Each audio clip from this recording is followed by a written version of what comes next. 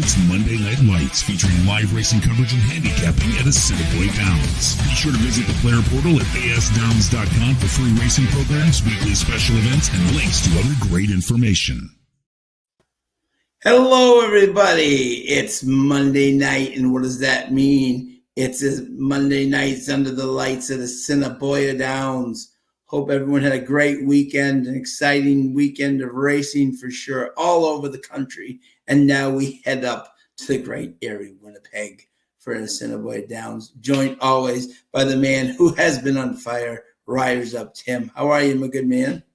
I'm doing wonderful, Sean. And of course, you didn't say it, but tonight, who's in?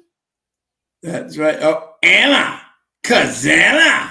Yeah. There it is. Exciting. I used her one more time tonight in my stable duel. One more time. I figure Antonio's riding her. So exactly. He must know something, you know?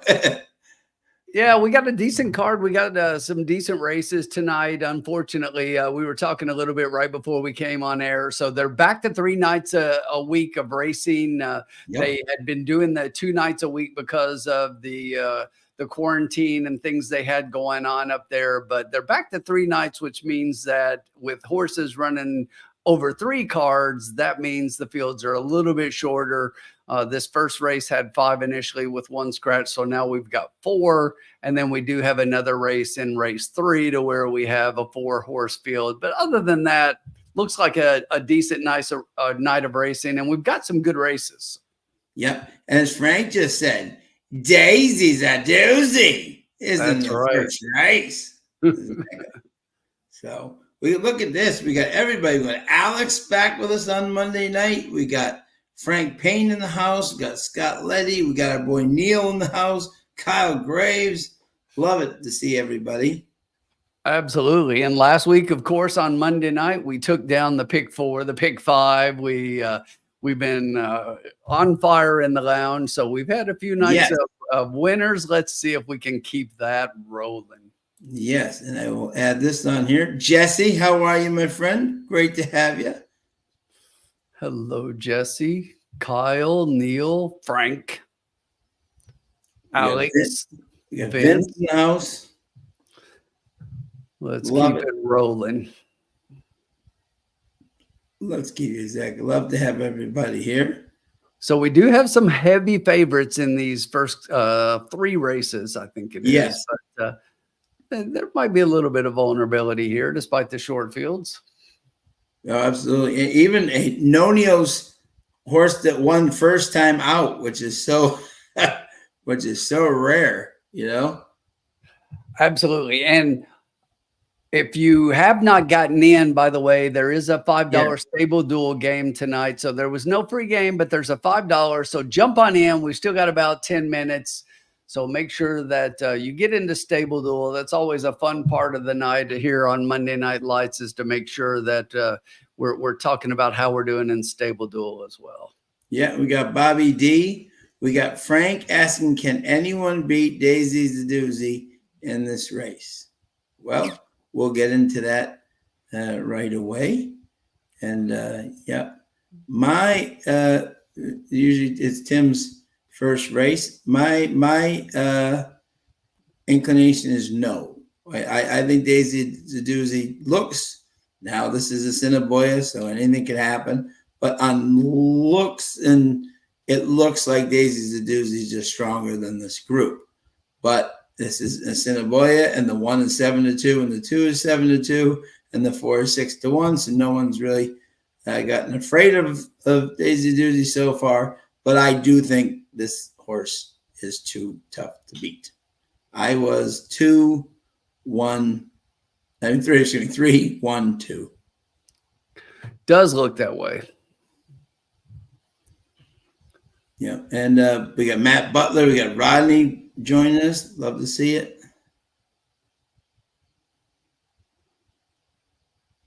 Yeah, she's been running with some very good stakes company. And both Kurt and Stretch pick her, which I think is telling, you know, because sometimes you see one of the big ones and they don't have them on top. And like, wait a minute, what are they, you know? And but they're both picking it, you know? Right. I'm trying to do something here in the background to get us set up with our live stream. So just give me Oh, one good. minute. Yep. No, I'll keep talking. Yeah. And Frank, she has been running with some stakes company.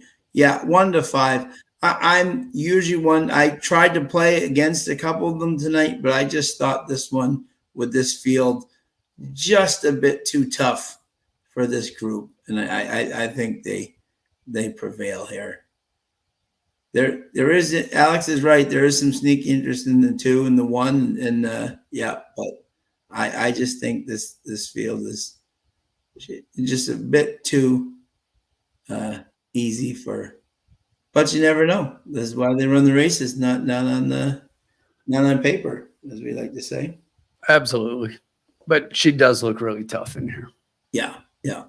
And let us know if there's anybody this weekend that, by the way, in the races, anybody that stood out for you that really thought we had some great races near Tim at Ellis Park this weekend. We had the races at Colonial. We had the races at Saratoga. We had some great races. So if there's anybody who stood out, I will start. My boy Tricari down at actually both Tricari and Moira both looked excellent at Colonial Downs. Yes. How about Run Carson and Carson's Run? Oh, I know, huh? What a weekend had both of them. Thank you, Carson, if you're watching out there.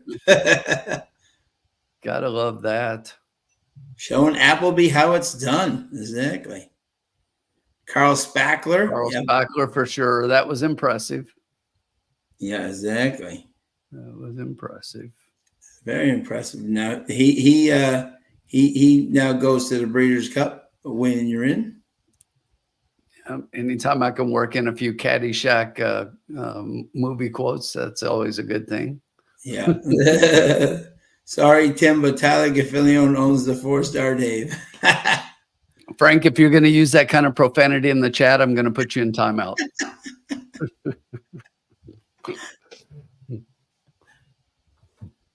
And Stretch is doing a $20 pick 3. Look at he's just doing single.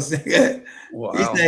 He's not even beating around the bush. He's just exactly him and Stretch are just exactly.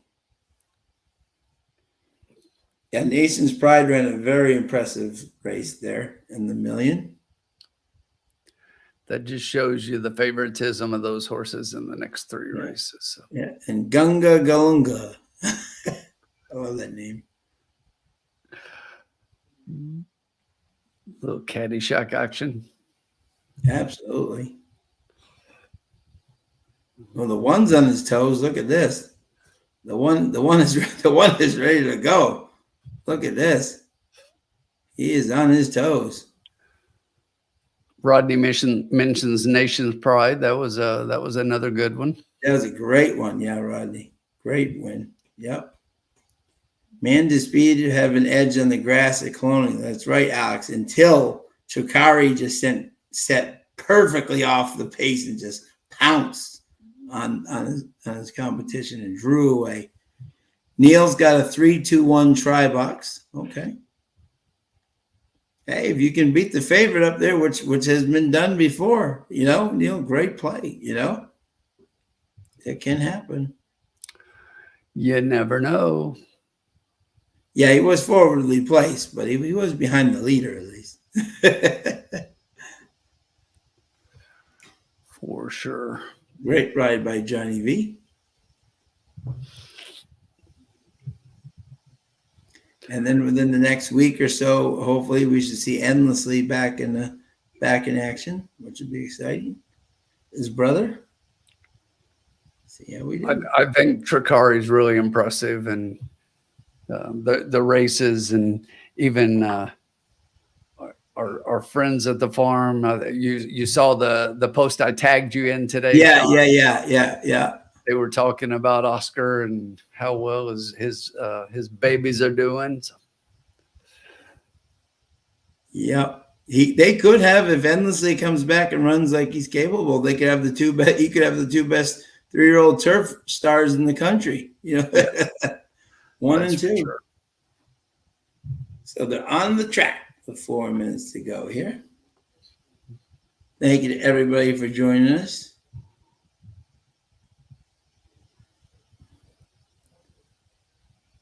The 5 horse may be the dark horse or the spoiler. Oh, in which race? Yeah. He's like, oops, 5 horse scratched. Oh, yeah. He's out. He's spoiling nothing today, or she. Oh, Alex may be in timeout. Whoa. That's grade A entertainment right there, buddy. Alex, do you know if the University of Kentucky was a country in the Olympics, they would have finished in 11th place? They had so many athletes. I know. Isn't that amazing? There were athletes everywhere. Yes. Massachusetts is representing well. We had a lot of Olympians.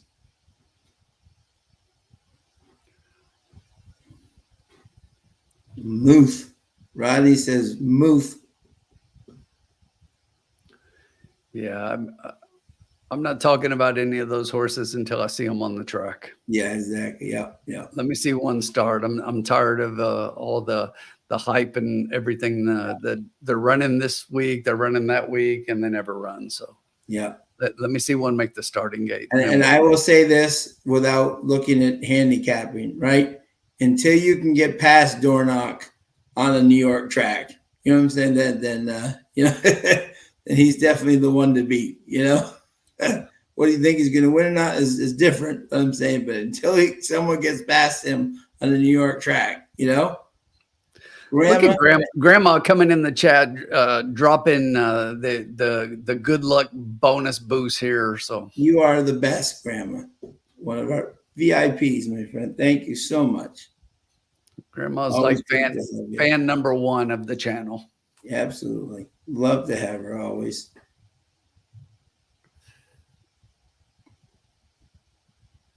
Did anyone watch Ian Hardy today? First time starter, Godolphin bred, looked pretty good. I did not. I didn't either.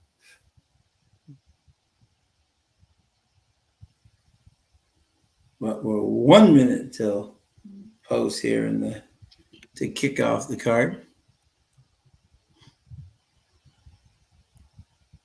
Yes, Muth is running tonight in the 5th race. Here at Assiniboia. That's funny. Well done. Well played, Matt. Well played. Let us know who you like here in the first. How you playing this? Are you just going doubles? Are you going? Is there like an exacta cold you like? Is there? It's just unfortunately, Sean, our probables in the exacta is the 3-1 paying 480.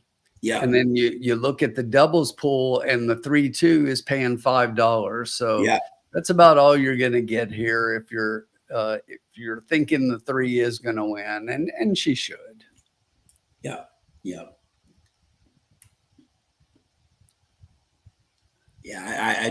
I look and I'm like, and I know that these $10,000 horses have not fared very well up there lately at all, but I just thought this one was so strong. Keith, what's up, buddy? How you doing, Keith? I think when you see Kurt have a $20 pick 3, that's a pretty strong sign that he thinks there's some strong horses here, Absolutely. But it's one of those things, and I would say, even from a stable duel thing, if you use those 3 horses, you're not going to have many other good horses. You better hope that somehow you get some long shots, or that they win by 75. We get 75 points each. Right. And Alex, that's not a bad. Going with the 2, can't take a chalk, who's 0 for 10. I get that. Kyle Graves starting the night out slow, $5 pick 3. 3-2-2, very solid. John, you want me to do a wager here in the first? Yeah. Yep.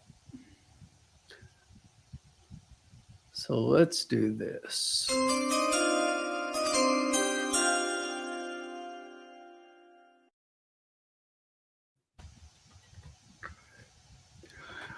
I just think that the 3 here is tough. So the favorite that I'm going to try to beat is in the next race, Sean. And we're getting a little ahead of ourselves before I get to talk about it, but we will.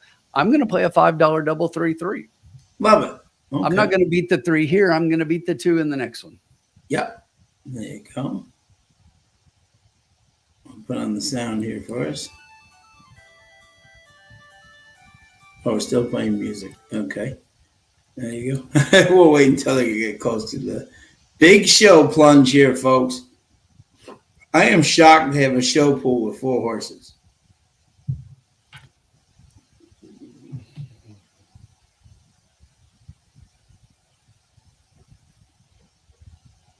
Matt Butler is 3 with 1, 2 with 4, as cold as I can get for exact and try.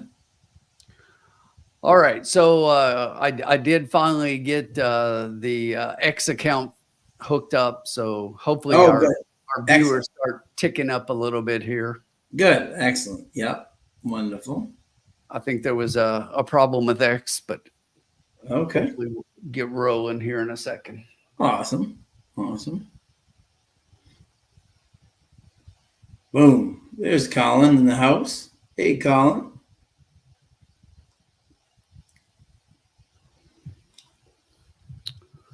The chief can work the aircraft. Love it. Sure.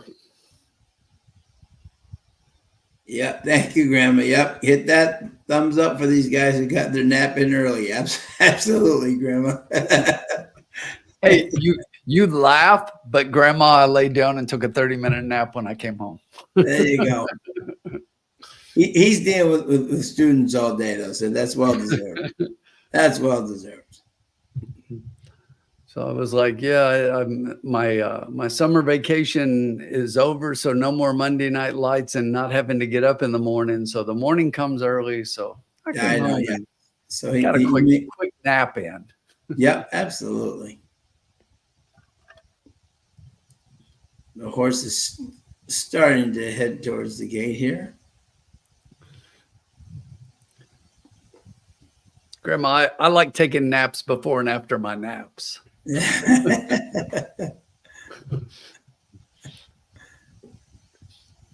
I'll never understand people that say they don't like taking naps or can't take naps. I love a good nap. Yeah, absolutely. And now we're starting to head towards we got Dan Witch in the house. How are you, my friend? Not much. Yeah, Dan, unfortunately, it's not very sexy here in the first 2 or 3 races. So we'll get through this and see if we can make some money on the backside of the card. Yeah, absolutely. Yeah. You know, this is the way you should approach every card. You shouldn't bet every race, and you shouldn't bet every card. It's like, pick your spots, find where you got your strong opinions, and you think you can make a little bit of money, and go make your plays accordingly. Yep. But we'll watch a couple of good races here and see how it goes and see how the track's playing and see what we can do on the backside. Yeah, as Bobby said, I'm just going to pass in this one and watch. It's not too enticing. I agree. Totally understand. That's exactly what I would do. I mean, we like putting a bet in here for the lounge as to how we're kind of looking at things. And more than anything, it's kind of a teaser for the next race. So. Yeah, exactly. So, I agree, Bobby. If you don't like it, just skip it and go. Yes, you know? Absolutely.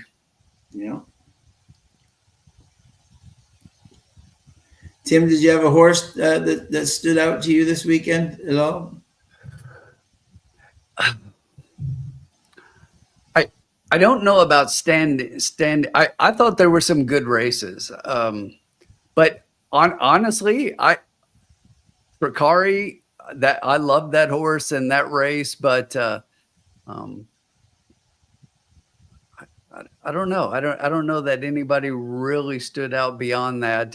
I think as much as anything, that was a great race against a really good field by Carl Spackler. Yes, very good. Yep, I agree. Yep, that was probably the biggest standout to me. I would agree with you. I would agree with you. You know. Yep.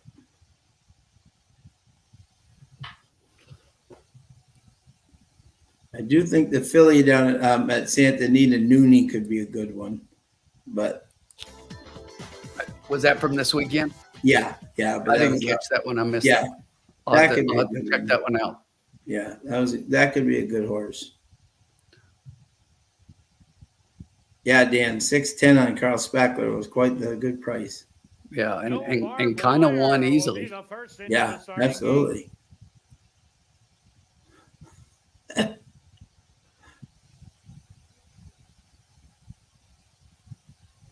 Chatter Up will be next. Just 2 left to load.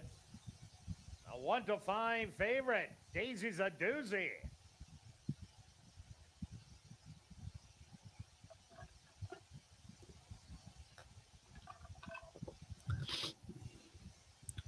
Rodney, we'll come back to your comment. Yeah.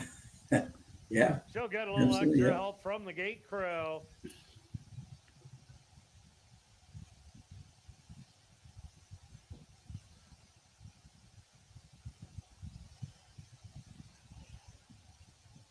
Yeah, there's a lot of dust flying up there. I noticed that too.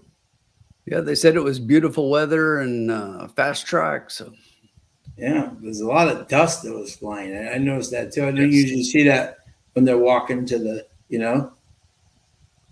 Need to get the water trucks out.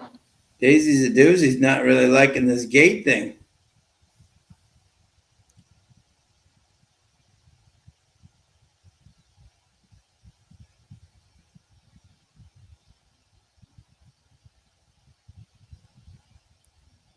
There's a way to beat your overwhelming favorite. Yeah, Zach. Yeah. Not get her in the gate.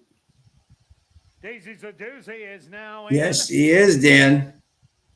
Race 6. Just waiting on 1-5. That's a little bit of an underlay for me. Yep. They're all set. They're at the post.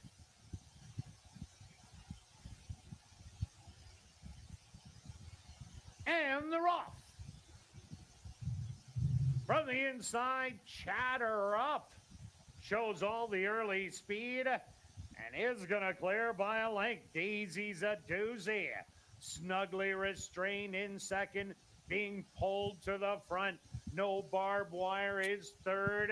Also Tight field. close is Tight field, yeah. 4 across the track early, and Daisy's a doozy. Now takes over through an opening quarter. 25. Not blazing. No. In second and third. But DeMario just kind of gave a little glance, and he just he's like, let's just run away from him. Just check between the legs right there. Wow. 7, 8 lengths. Daisy's a doozy. Daisy is a doozy. And it's all Daisy's a doozy. Up by half a football field. Wow. Look at her go. She was ready to run tonight. Without a doubt. She's going to win by 9. No Barbed Wire in second. Third's going to go to Chatter Up. And fourth. Oh, well. First and fourth. Yep. For stable duel. Yeah. you, me, and everybody else, I'm sure. Right. John. Yeah, exactly. Yeah. Moving like it. This is, by the way, right? To all the people who do this, and I've been somewhat guilty of it too, but I really don't do it anymore, right? I love the people that say, like, that play stable duel. The horse could have won by 20. The jockey is doing exactly what he's, you know what I'm saying? Like, when they're not playing stable duel. They're playing real life duel, you know?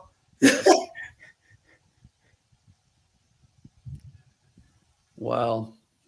Wow. That was impressive. The Stewarts have posted number 3, Daisy. There should be an inquiry for winning by so big. Second goes to number 1, No Barbed Wire. Third to number 2, Chatter Up. And fourth to number 4, Skull Line. They went the opening quarter. She didn't even break a sweat. No. You should probably go right back in the gate and face race 2. For the 6 furlongs, 1:14 and 3. Wow, for up there, 1:14, yeah. And they weren't even going quick early, you know? No. Yeah, look at that second quarter, 23, you know? She picked it up on her own and said, yep, no, bye-bye. No one's running on my level.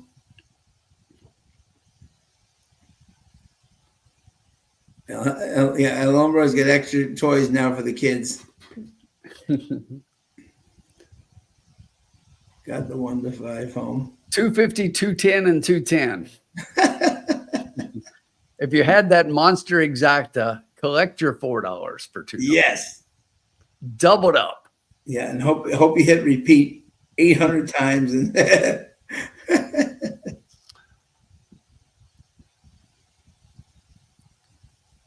And I just love that you can bet a trifecta in a 4-horse race. That is amazing to me. It blows my mind. But if you bet the 20-cent trifecta, Sean, you get a return of 49 cents for every 20 cents bet. Wow, there you go. Value. And I can't believe they had show betting in that race. No, I can't either. That was like a guaranteed 5%. Seriously, it's like what? Okay, 210. Hey. Better than any savings account out there.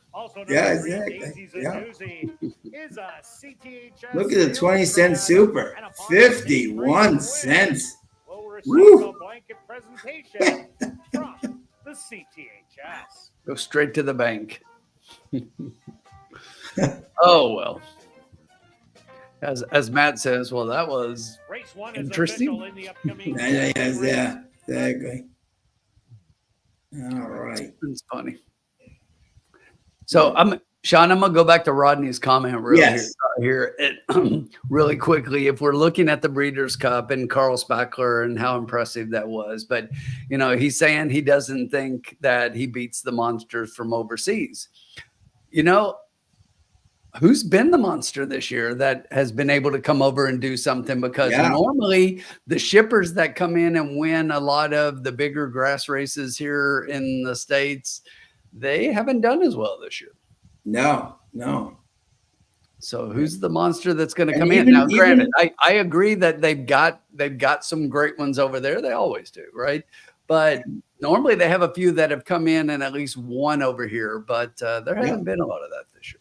And even I'll say this too, right? And I'm biased, but man, if Jakari keeps going the way he's going, Oscar Performance won the Del Mar won the Breeders' Cup Juvenile from the 14 post out in California. So their dad clearly liked the California turf just fine. So if he keeps moving up the way he's doing, who's to say he can't get up there and go, 100%. So I would agree. Yeah. So our double is alive. A little shocked here that the 2 is 8 to 5. I think there are other horses that are going to take money here. And, I talked about, I did my double to the 3 here. I actually like the 3 in here and think that this horse maybe has a chance. Yeah, I do too. Yeah. For stable dual purposes, I just use the 1 and the 4 in race 2. Yeah, just for stable dual purposes. I really couldn't choose between the 3 kind of like favorites. Right. So I said when you don't have that kind of feel, Right. I just used the 4 in here. Yeah. And that was part of it. I didn't want to spend the money for bronze 1, and I wasn't confident enough in Call the Cop. So I kind of took the value play to where I know I'm going to get some points, because with the scratch of the 5 in here, we have a 5-horse race. So we know everybody's getting at least 10 points. Yeah. Okay, Tim, here we go. Race 2, and we already have the most important question of the night. I saw. When are you coming? And those Keeneland tickets, and I did see they just put out the schedule for the fall meet as well. So. Oh, okay, excellent. Excellent. So if you haven't, make sure you check that out. I will Yes. definitely be going there as many days as I can. Oh yeah. Now, Tim, I don't know, because I'm one of the few people who have been there where I didn't get to see a lot of it. Has the construction been, any idea on the construction, how long is that going to go into all next year, or is that? It is. It is, okay. Right. So my understanding is that it will be the fall meet this year and still both meets next year. So. Okay, gotcha. Okay. Gotcha. Okay. Gotcha. I remember the jockeys were coming from a trailer, up back and forth from a trailer. Yes, and getting the ride on the golf cart. So yeah, exactly. I love it. Super in a 4-horse race. I agree, Frank. That's hilarious.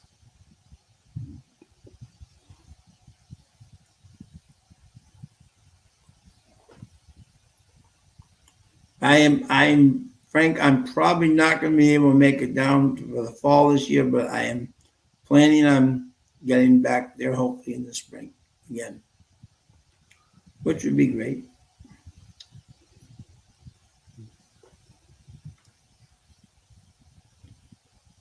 But you know that Carson will be there. Tim will be there. Absolutely, you can find me there every weekend for sure. Mm-hmm. Mike W. will be there with his wife. And every day during opening week, because that will be our fall break. So, yeah.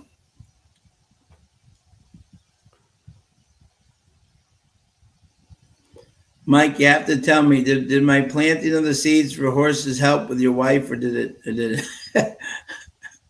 I was trying to give her the benefits of owning a horse for Mike. We got to meet his wife at the workouts. Lovely lady, by the way, lovely lady. And she seemed interested. So I didn't. Does anyone have the scoop on what Brad is doing with Saudi Crown? Classic or dirt mile for British? I don't yet. No, not yet. I don't think he's announced or put that out publicly. No, yeah. It's good to see him running well again, but I don't know quite,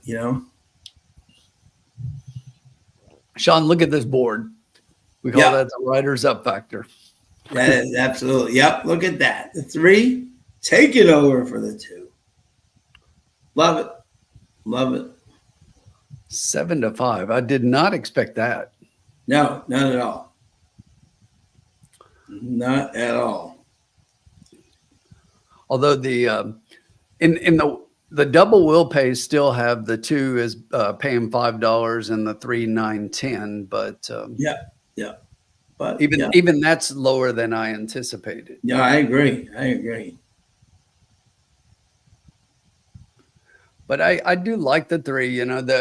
I get the 2, and the 2 is dropping down here. But the thing about the 2 to me, it seems like this horse runs the exact same race every time. Yeah, that's what I thought too. I had the same exact note. Right. I mean, it's like 49, 49, 49 for speed figures. That's at 5 furlongs, 6 furlongs, and 7 furlongs.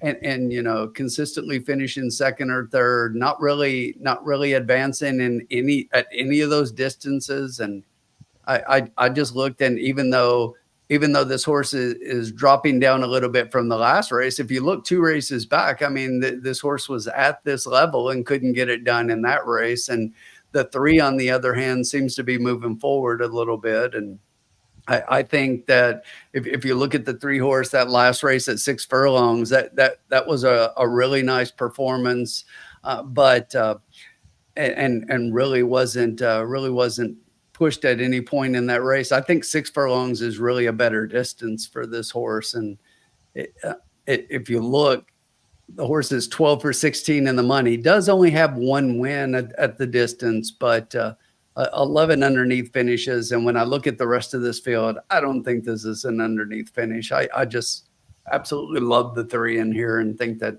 to me, the 3, first, it presented a little bit more value. It's not doing that on the board right now, but I do really like the 3. Yeah, and I love the fact that you had Cumberbatch riding this course all the time. then you tried Knights, and now you tried Bino, and Bino just got out, and then Right. Bino sticks with it. I think that's a big, plus in the horse's corner. And Alex is getting ahead of me here, but if we're really looking, I had 3-2 and then this horse, but I could see the 2 maybe even getting beat for second by this horse, and that's the 1. Yeah. I really thought that the 1 closed up well in that 5 furlong race last time out, gonna be coming third off a layoff this time, third time at Assiniboia at this level. Now third time for Jared Brown in that barn. Connections are good, but when even though Dalrymple rode this horse last time out, they've hit 3 times out of 9. They won 3 races out of 9, 33%. That's not too bad. So I do agree. And the thing about the 1 horse, and we talk about this a lot, I'm not crazy about that rail position, but I think it might actually help this horse a little bit. The horse really hasn't seen the inside a whole lot, but just one time in his career, and that wasn't a great race, but completely different conditions and everything, and has run at a higher level. Won a maiden optional climber first time off the bench, and then came back and finished a decent 4th in a stakes race and ran allowance class. So this horse, I think, could be a little bit sneaky in here. I totally agree with Alex. Yeah, exactly. Yeah. And notice for the fans who like the 6 that Bino picked the 3 over the 6. So that's a big thing you always look for. Absolutely. I had the exact same note. So he's regularly ridden the 6 multiple times, only rode the 3 last time out, but picks the 3 here. Yep. Trying to see what the how the exact is looking like 1, 2, and 3. Sure. Let's see. I've got it right here. So right now it's kind of incredible that, the 3 is still 9-5. So just over the 2 at 2-1, but your favorite in the exacta probables right now is 2-3, paying at 11.90. And that's for 2? For 2, yes. And the 3-2 is paying 13.80. The 3-1, 27.40. 3-6 is paying 15.10. So right now, if you're looking with the 3 as an example, it would be the 2, then the 6, then the 1-4. Okay. Yeah. And Will pays basically with the double would be 2, 3, 6, 1-4. Okay. So again, opposite what the exactas seem to be doing right now a little bit. Yeah. That 2-3 is still holding though by a little bit over 3-2. Yeah. Okay. But the 3-1 and even the 2-1, both of those are paying 27.20 and 35.50, and that the lowest is with the 3, not the 2. Yeah. Right.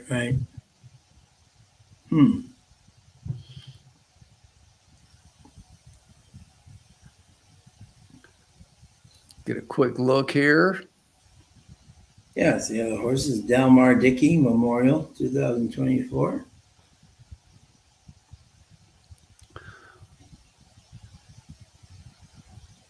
There's the one looking on his toes tonight.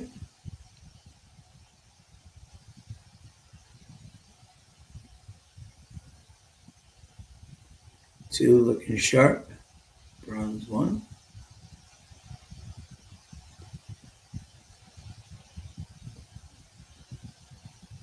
Call the Cops looking very good. Like it. No bandages. Get the Bino double here. Yep. Shirley Sherman. See how the 6 looks. Over 122 people. Love having y'all with us tonight. Absolutely. And Sean, it looks like Stable Duel is updated. And currently sitting in 3rd place, El Hombre. Wow. In 4th place, there's a whole bunch of us. El Hombre's got a 2nd one in. You're in there. I'm in there. Papa's Picks is in there. Payne's Picks is in there twice. Hot Rod is just behind us, one position behind us. Papa's Pick second one is in there. Yeah. All right. So far, so good. Let's keep it going. You know what? I'm not gonna like break the bank here, but I definitely have my pick. All right.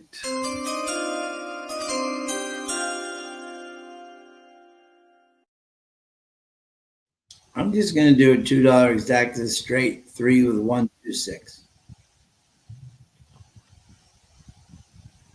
I could go all and put the 4 underneath, but you know, I saved the $2. that's what I say. That's what I say. Yep. No, that's what I say. Yep.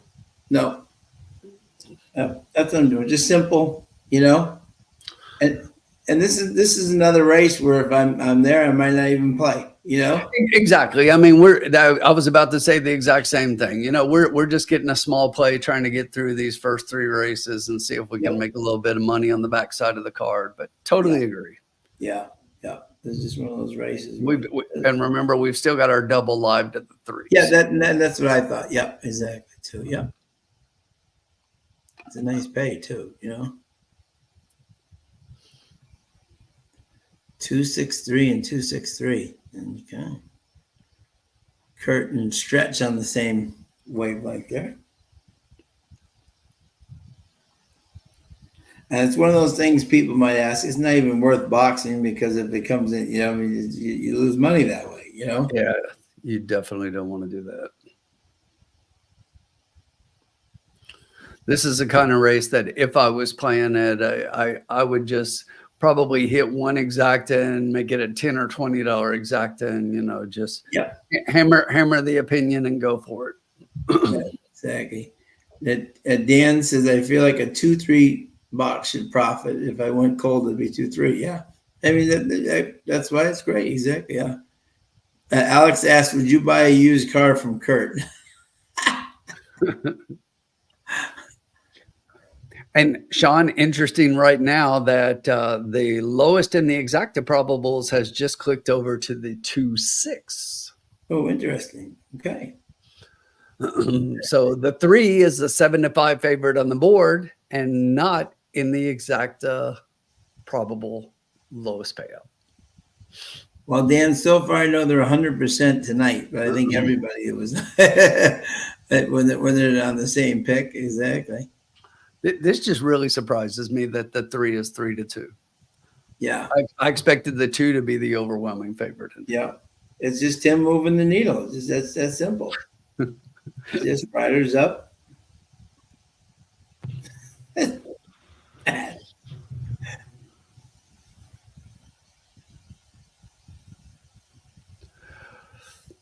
All right. Anybody playing this race? What are you playing? Drop it in the chat. Let us know. Now, this should raise that. How are you? Please listen. 1-4 is all over the money. Okay. You hit 1-4, you're doing pretty darn good. And my stable duel really thanks you. Yep. 1-4 would be 162.70 for 2. Yeah, exactly. And that would make me, I'm listening, listen, that would make me very, very happy. I'm all ears. I'd be okay with stable duel because I only took the 4 in this race in stable duel. Yeah. All right, Dan, there you go. Yeah. If you like it. I like it. I like it. You know, keep it simple. Don't get cute in these small field races, you know, with overwhelming favorites. Yeah, absolutely. Yeah. Jason Marquez, how are you? My friend, pick 3 from race 1. Okay. 3-2, 3-2. Okay. There you go. Nothing wrong with that at all, my friend. Good luck. Bring that home. Alex hitting up the mango frozen margaritas. Yeah. There's definitely more dust being kicked up than I've usually seen there when they're going up. That's more than normal. Yeah. There's definitely more dust.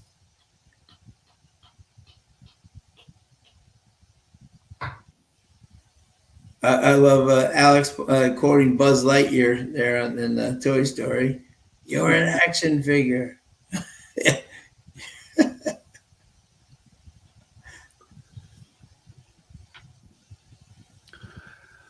All right, let's see if we get any late money drops here. Yes. There it is. Exactly what I was expecting. There's the money. The on twos the two. moved up.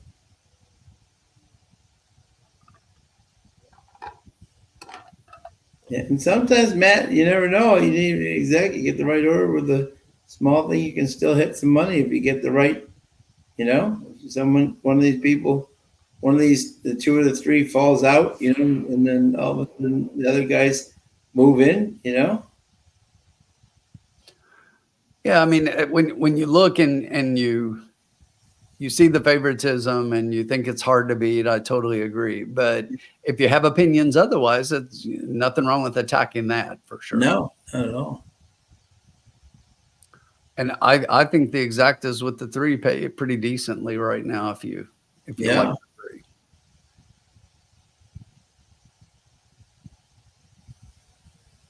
Yeah, no doubt, Frank. More dust, more kickback. Absolutely. Yep. Very astute observation there.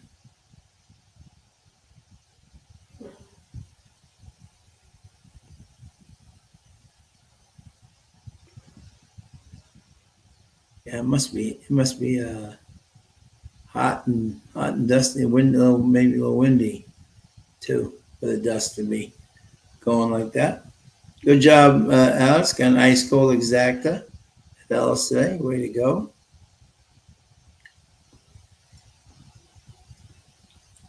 They've almost reached the starting gate. Jackpot picked 5 up to 10,000. Only 7 tonight. They've been having 8 and 9, so that's a little bit of a benefit to us too. Sean, did you bet this race? Huh? Did you bet this race? I mean, myself? Yes. No. I'm watching. I didn't bet either, but I was just wondering because my ADW looks like I was just trying to click through some races and it's just nothing's loading. Yeah, no. Yeah, I just.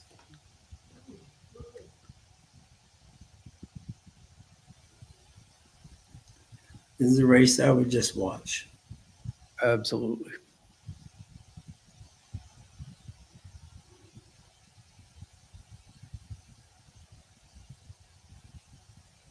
Oh, okay, gotcha. Neil, yeah, Neil's from, well, they don't water the outer part of the track. So that's why it's dusty. Okay. So obviously, yeah, so if it's dusty on the outside, but not dusty on the inside, then as long as they're running on the not dusty part, then, thank you for that, Neil. Then, let me turn on our friend here.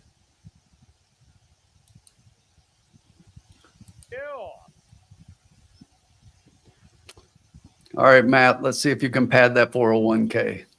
He's got the 3-2 for $1. I love it, Matt. Bring it home. Let's do it. 2 left to load. Shirley Sherman.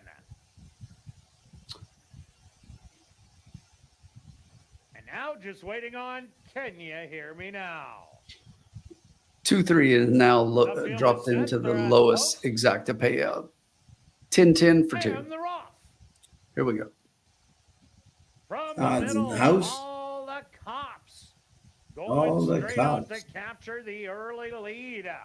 Moving up in second, Bronze 1 to the outside. 3 wide, Shirley Sherman. 4 wide, Can You Hear Me Now? And ha for you, the early trailer. About 7 off the lead. Call the cops through an opening quarter of 24 seconds. Bronze 1 in between horses. 3 wide, Shirley Sherman. Can You Hear Me Now? Is trying to make a 4 wide move.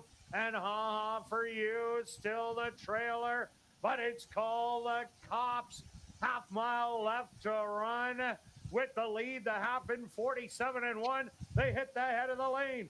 Call the Cops up by 2. Shirley Sherman eating into that lead on the outside. Look at this, Sean. Look at Shirley Sherman. Look at this. 12-1. Bring it to the window, girl. Love it. That's what we just said. You short horse fields and stuff like that happens. Yep. But Sean, who did I have in Stable Duel? This guy too. 4. Yep. Just the 4. Yep. Just the 4. Just the 4. Gotta love it, but probably everybody else. You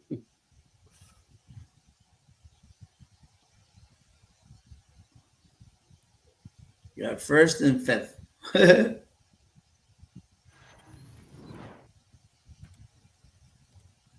54% had the 4. I'm surprised that wasn't higher. You know, as your race winner. 50% had the 1.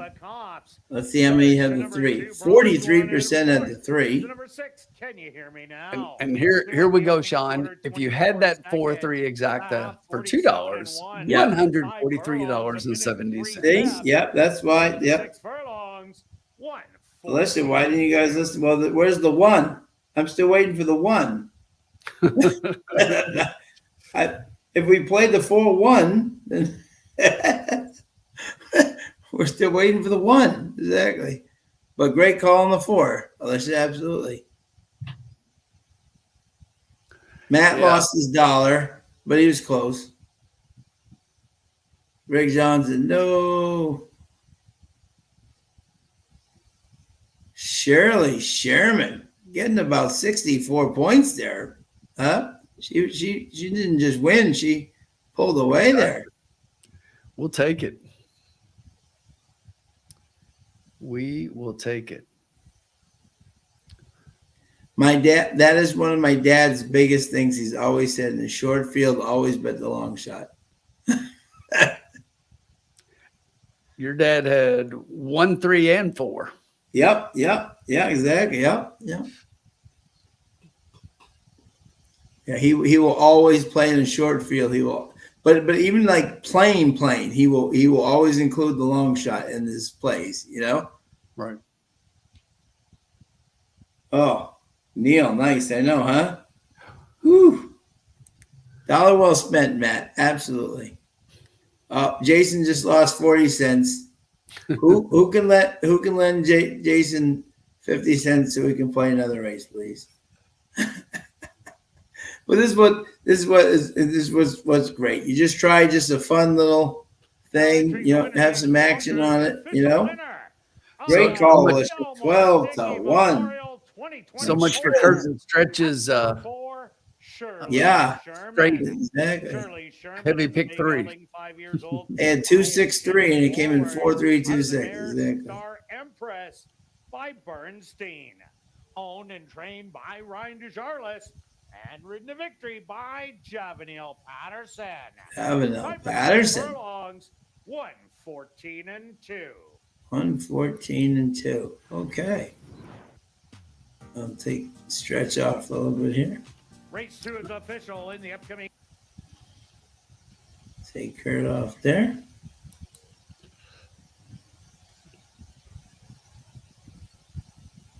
There you go. Well done, Alicia. Or Alicia, if I'm saying it wrong, sorry. If you had that one, congratulations. Good job. $20 win. Nice. $26. Way to go. Great hit. Great hit. And we're moving on to race 3.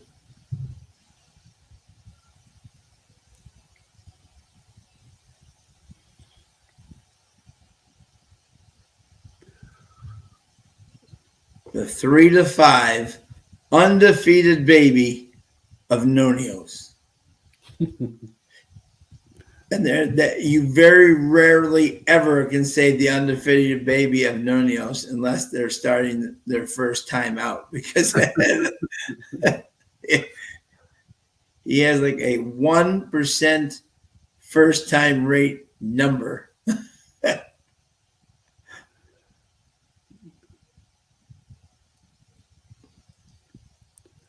Yet in stable duel, I only used 1 horse in this race, which could blow up in my face, but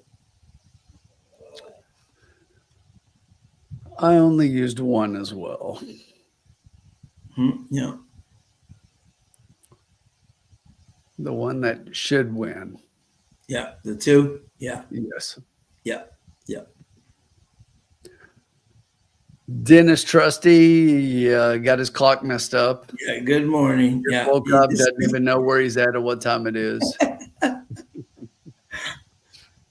he may be in, but however, Tim, in all fairness, he may be one of his Saudi oil fields. So Okay. so he could be morning where he is. Checking on the. Good point. And Dennis may have coming up later because he just bought a new Saudi oil field with a 35% guarantee comeback. Dennis _Trusty.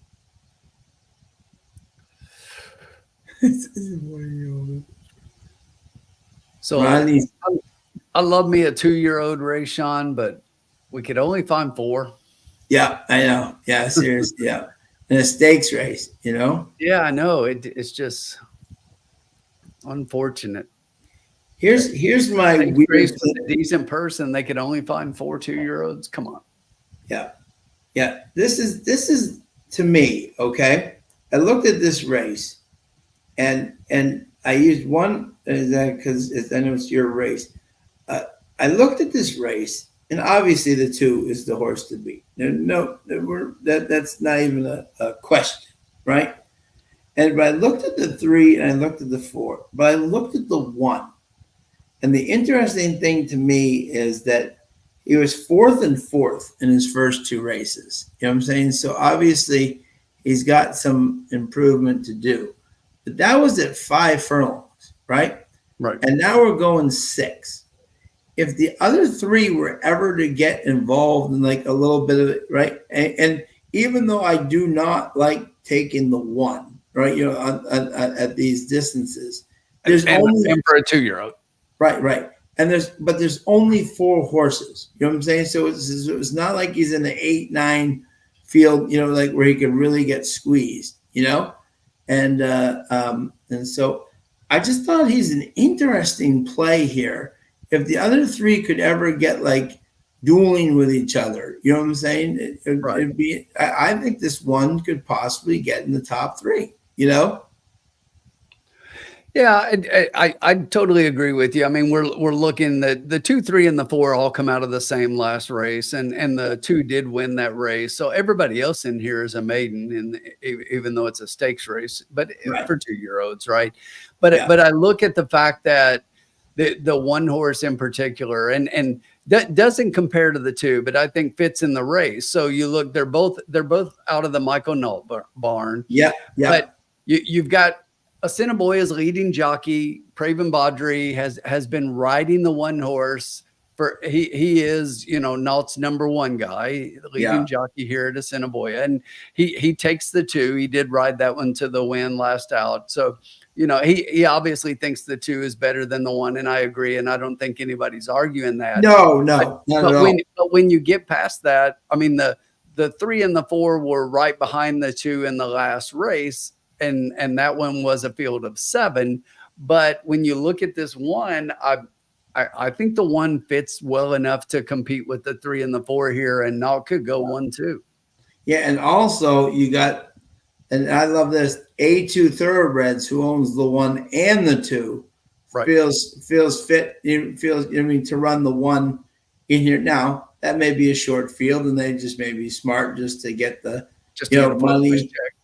Right, but that does say something, that if you're putting him against the 2, that they think this one might have a little bit more talent to show with a longer distance, Right. Matt, I don't disagree with you. I mean, personally, we talked about this early as soon as we came on, that we had 2 4-horse races and a 5-horse race to start off, and we're trying to get past these first 3 to look at the rest of the races here. I don't disagree. I'm not a fan of short fields, but we love Assiniboia. We're just talking through the horses and watch the race here and move on to the next one, and hopefully we got some decent races and some potential payouts here coming up. Yep, exactly. And even look at like we said, which is last interesting. Race. Right, the last race, right? Exactly. Like Stretch had Stretch had a $20 pick 3 2-2-3. You know what I'm saying? And then that the two's out. You know what I'm saying? So and then 12-1 beats it. So even in these small fields, you say you can't make money. Yes, you can. If you like that 4, like Alicia did, you know what I'm saying? And you got the pick 3 live here. You're live to some nice numbers here, you know? Right. But I personally have not bet on these first 3 races because I'm waiting for some value and some bigger numbers at the end of the card. Yeah, right now, Sean, in the win pool total, there's $2,300. Yeah. In the place pool total, there's $693. And Yeah. in the show pool, there's $20,105 just on the 2. Yeah, yeah.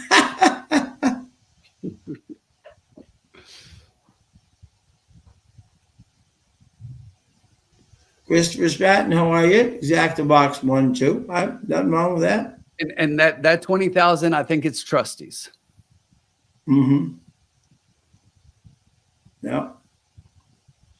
Chris has got 1, 2, and 1, 4. Okay. Yep. And interesting that Kurt is also taking the 2-1 in here.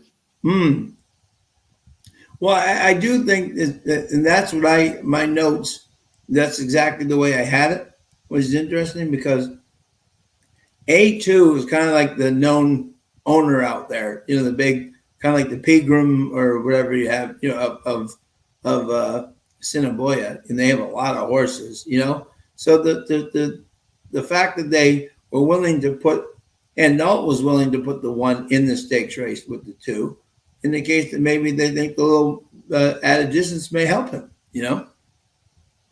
Doesn't mean he's better than the 2, but I'm saying, but a second place finish in a stakes race at the Assiniboia could really definitely help your numbers, you know. For sure. Neil's got a 2, 4, 3 try box, 1 to watch the 1 horse.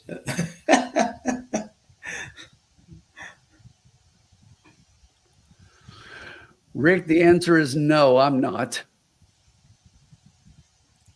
No, I wouldn't try to beat the 2. I just think the 2's a standout here, and at 1 to 2, I'll pass.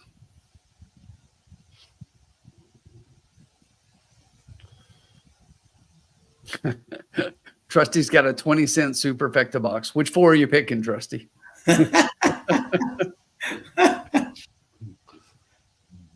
Well played, Trusty.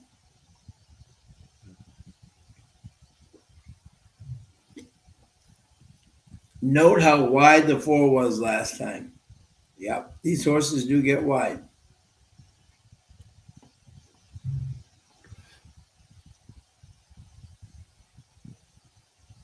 Box the 2 with the 2, 4, 3. Okay, yep. Stretch's trifecta is interesting. Stretch has got an $8 try, 2, 4, 3. Yeah. Carolina Moon, how are you? Pick 5, 20 cents. 2 with 1, with 2, 4, 5, 6, with 2, 3, 6, with 3, 4, 8, 9. Good luck, Carolina Moon. Boris the Blade. What meeting is this? This is Assiniboia. Assiniboia Downs, Yep. Manitoba. Manitoba and Winnipeg.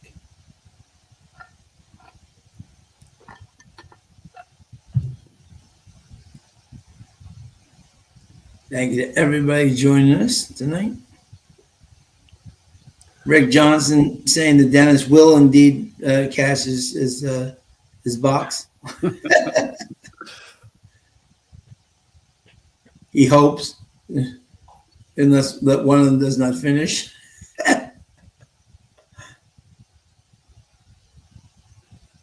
Kevin Plaucha, how are you, bud?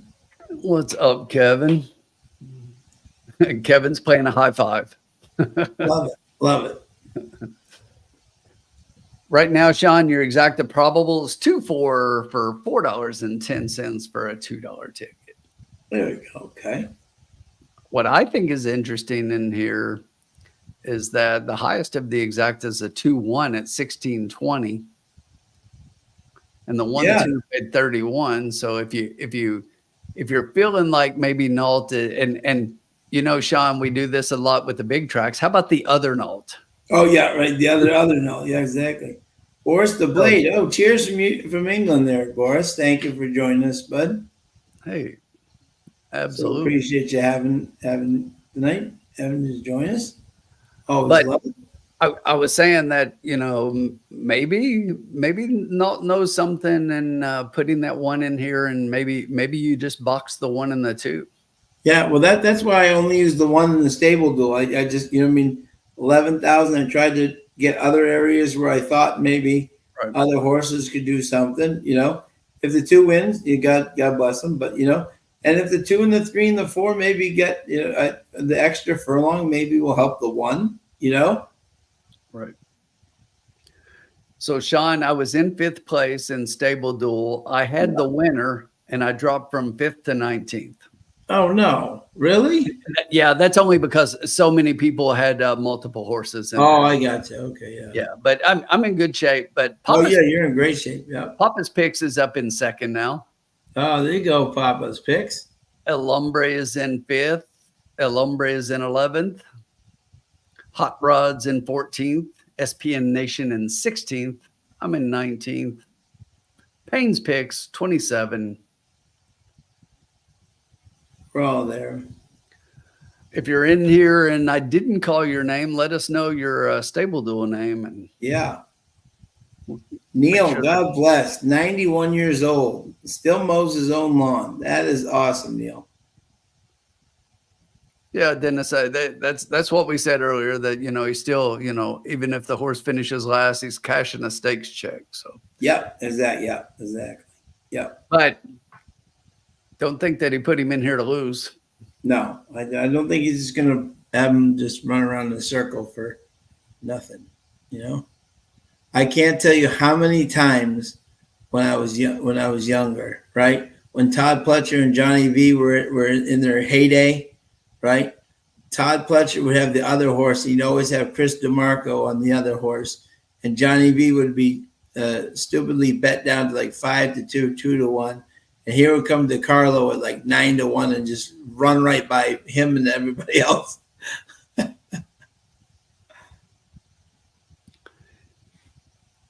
Well, just like in the last race, that's why they run the race. Yep, absolutely. Yeah. So Neil, on behalf of everybody, wishing Dad a happy 91st birthday.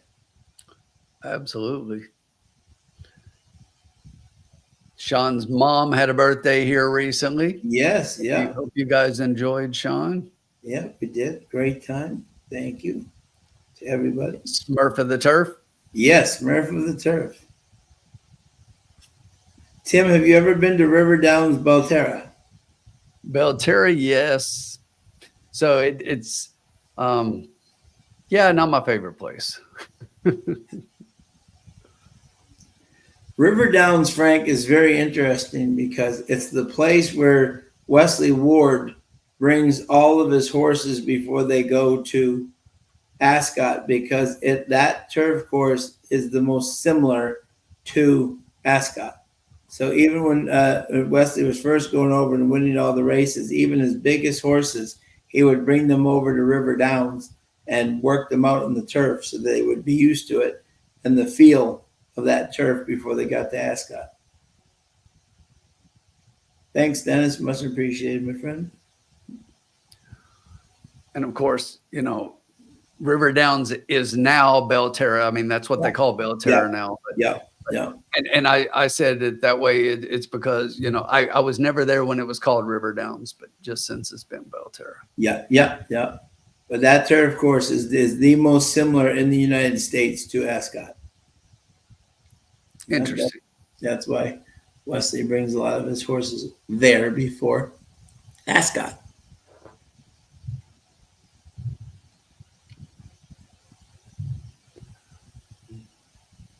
Jackpot high five growing at 28,000.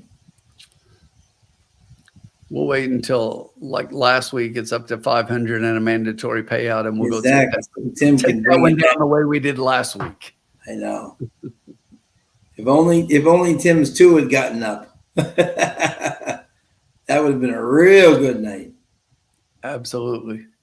I mean, I had a good night. I hit it, but that 2 was right there in second, and that was right there. instead of getting me 900, it would have gotten me 2,000 twice. Oh,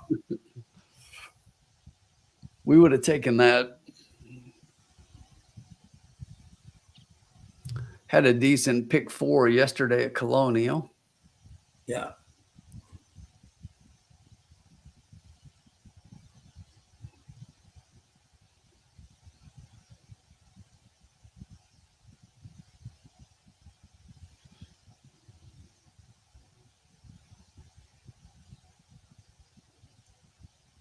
Over 150 people.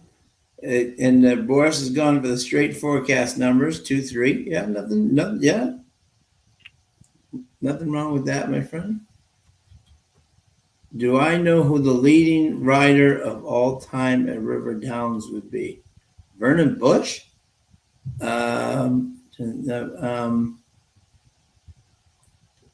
it could be, what's his name? The Ageless Wonder. What's his name? Oh, I know exactly who you're talking about. He always wins. Yes. Perry Oots. Yeah. Yes. Perry Oots. There you go. Yes. Who is it, Frank? It's Perry Oots? Yeah. Perry Oots. Yeah. Guy's 100 years old. Ageless Wonder. Yeah. I bet Vernon Bush has got a lot of wins there because that's where he started, was Kentucky and that whole circuit. 7 years old and still riding and winning races. His cousin Early Fires was a fabulous, fabulous rider on the Florida and Illinois circuit. Won a lot of big races. He was fabulous in the front. Early would go right to the lead and they couldn't catch him. All right, here we go, folks. Let's bring back our friend here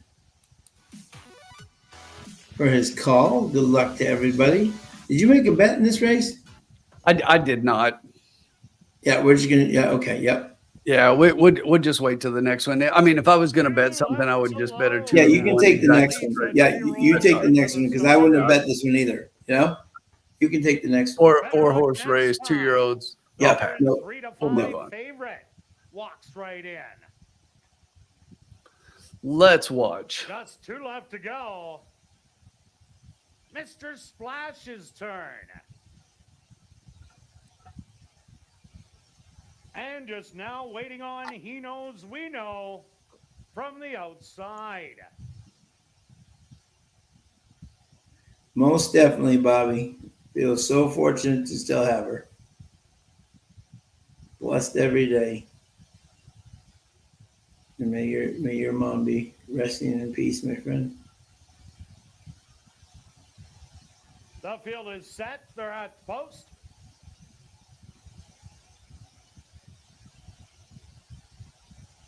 Now let's see if these 3 go out together. And they're off in the 36th running of the CTHS Sales Stake. Better luck next time. Quickly. We'll grab the early lead by a length.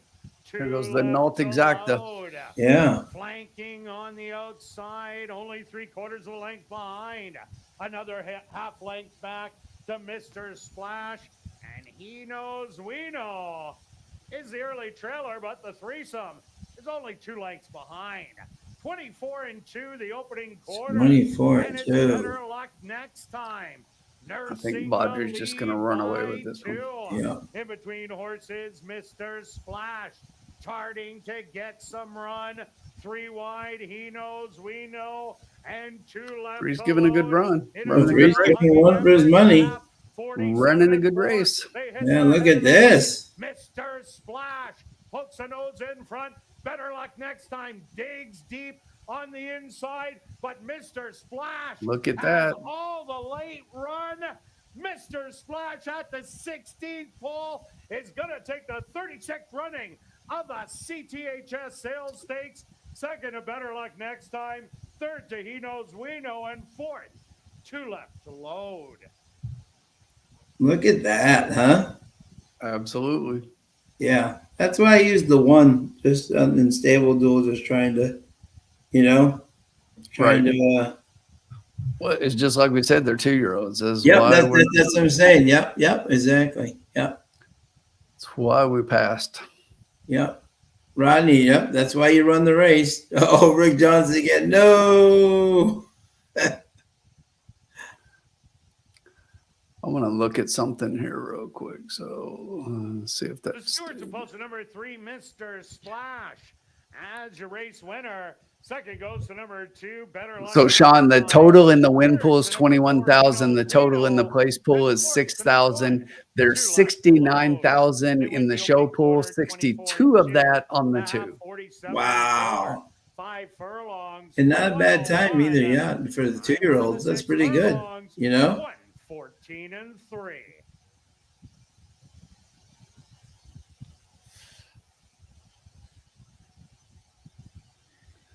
Oh no, Jason is now down 80 cents so far. Zachy.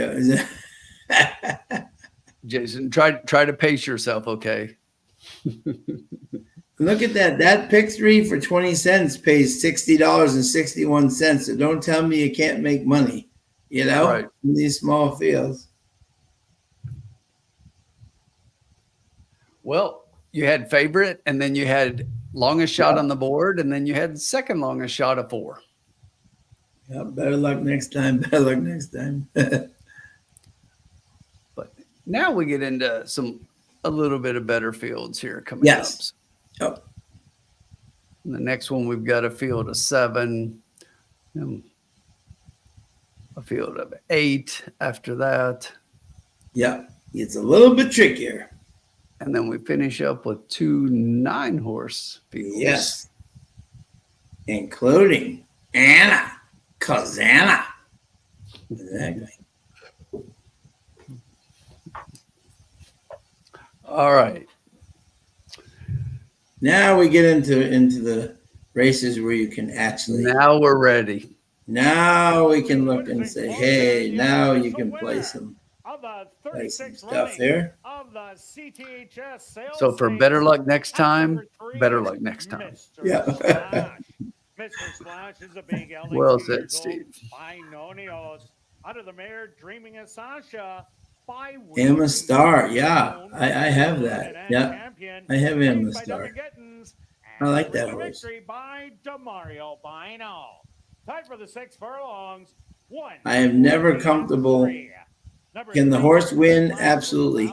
But I am never comfortable with $11,000 or $12,000 horse on the rail, or a $10,000 horse on the rail at Assiniboia. Just not comfortable with that. So looks like 8 people, 15% of stables had the 3, Yeah. and 77% had the 2. Wow. I think I was one of the 23 that did not. How many people had the 1? Also, congratulations goes out to trainer Devin The Gittins 1, and jockey Demario Bino, who team up 18%, for 10 the people. double. 2 Okay, there wins you for go. trainer Devin Gittins and 2 wins for jockey Demario Bino. A lot of my big plays are at the end. In the upcoming 4th race, kicking off $50,000. Okay, so Grandma, here's the problem with that right there. An excellent idea. Oh yeah, we could get Carson and Jessica at the same time. We could. Yes, that will happen. We'll get them both on the same.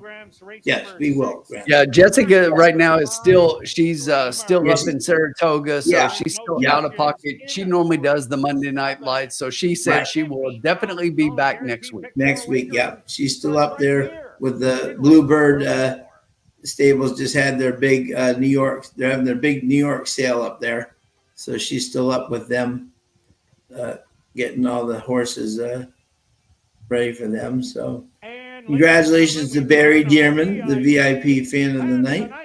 Congratulations. Not me again. I know. Dearman.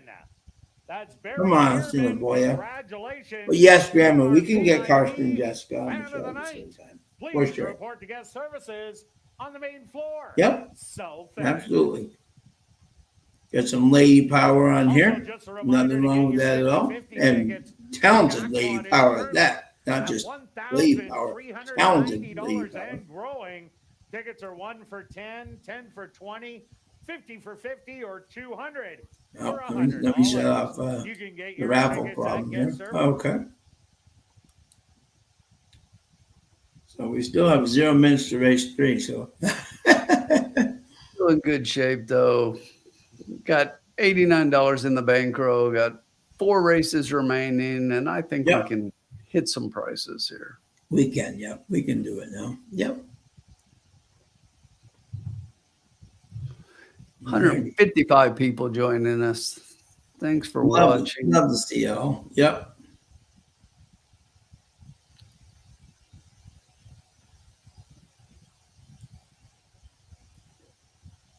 Oh, there you go. And look at that, 1630. Look at that exacta, $30. That is not in a 4-horse field. $30 exacta. That is not bad at all. Someone went with 2-3, and I thought someone went with 2-3. Man, I don't know if they went 3-2, but right. But I was a little surprised there that the 1 tried to go after the 2. You know, I thought the 1 might sit back and let the 3 and the 4 kind of go after the 2. You know, but the 1, as soon as I saw the 1 try to go up with the 2, I said, oh, this is not good. Because his stablemate is quite faster than he is. Exactly. It looked like Baudry had plenty of horse, but yeah, not to be his. But the 3 was up to the task. And honestly, the first 2 quarters were 25 and 20, you know, and he went 24. So obviously on this track, that's kind of fast tonight, you know? Right. But we have a full field of 7 here. Yeah, exactly. Yeah. Did you get Trusty's message?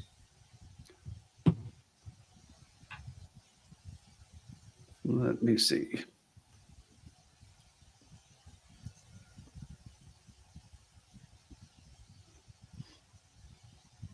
Let's see. Pick 5 when adios quick. At any point I see a horse I pick, have 3 to 5 at any time I cringe. I hear you, Tom. I'm a star. I'm with you, Rodney. That is my stable dual horse right now. Look at the 1 if okay, now this is a fascinating development here. Not what I expected. Let me see here. Interesting.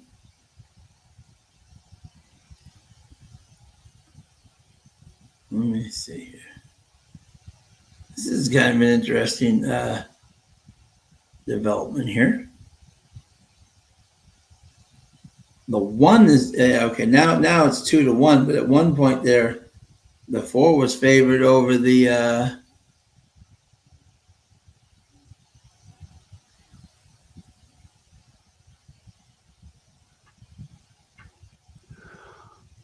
I think this race could be interesting here coming up. Yeah, is that what makes Assiniboia a good track to play? Rex asked. Well, Rex, I think you're kind of seeing it even tonight, even in short fields. There, you know, the playing field is pretty level where any horse can jump up at any time. You know, and we've seen pick 3s that pay 60. You know, Exactas here that pay $30 in a 4-horse field, a $60 pick 3. I mean, you know, so you're that's what makes Assiniboia interesting. Yeah, it's a small track as well. You know, there's a small amount of trainers. You don't get a lot of trainers bringing horses in, shipping horses in. You don't see horses coming in and out of Assiniboia. And these horses typically run back every 2 to 3 weeks. So one of the greatest things about playing this track is if you play it over the course of a meet, you get to know the horses. And I think that adds to the excitement a little bit, that you watch the horses multiple times run throughout the meet. And it even helps in the handicapping a little bit. So it's a lot of fun. And plus they've got a great players portal. If you go to their website, AssiniboiaDowns.com, you'll basically see they've got a players portal where they offer all of the past performances. They've got picks. They offer a number of people that have their products in there that they put on their page with picks, Horse Racing Nation, Charting Horse Value, different people making picks right there on the channel. They have a really good, Sean, you just saw Sean a minute ago talk about the VIP fan of the night. They've got a great fan experience on track, and I think they do a good job with their product here. Yes, they've got some small fields right now, and they just went back. If you're just joining in, the last few weeks they had some issues up there and had some quarantine barns and things. So they went to running 2 days a week when normally they run Monday, Tuesday, Wednesday. They've just been running Monday and Tuesday for the last few weeks. So the fields were a little bigger, and that's why we're seeing, I think, these smaller fields this week is because this week they're just getting back to 3 days a week. So that should pick up a little bit. You do see some 5-horse fields here. Not as many 4 like we just saw in that one. That's a rarity unless a horse scratches out. But you get lots of 7-horse fields. We've got 2 9-horse fields coming up in the last 2 races today. I just think they put a good product on the track. Yeah. And they almost had $1 million in the mandatory pick 5 last week. Yeah. So right. So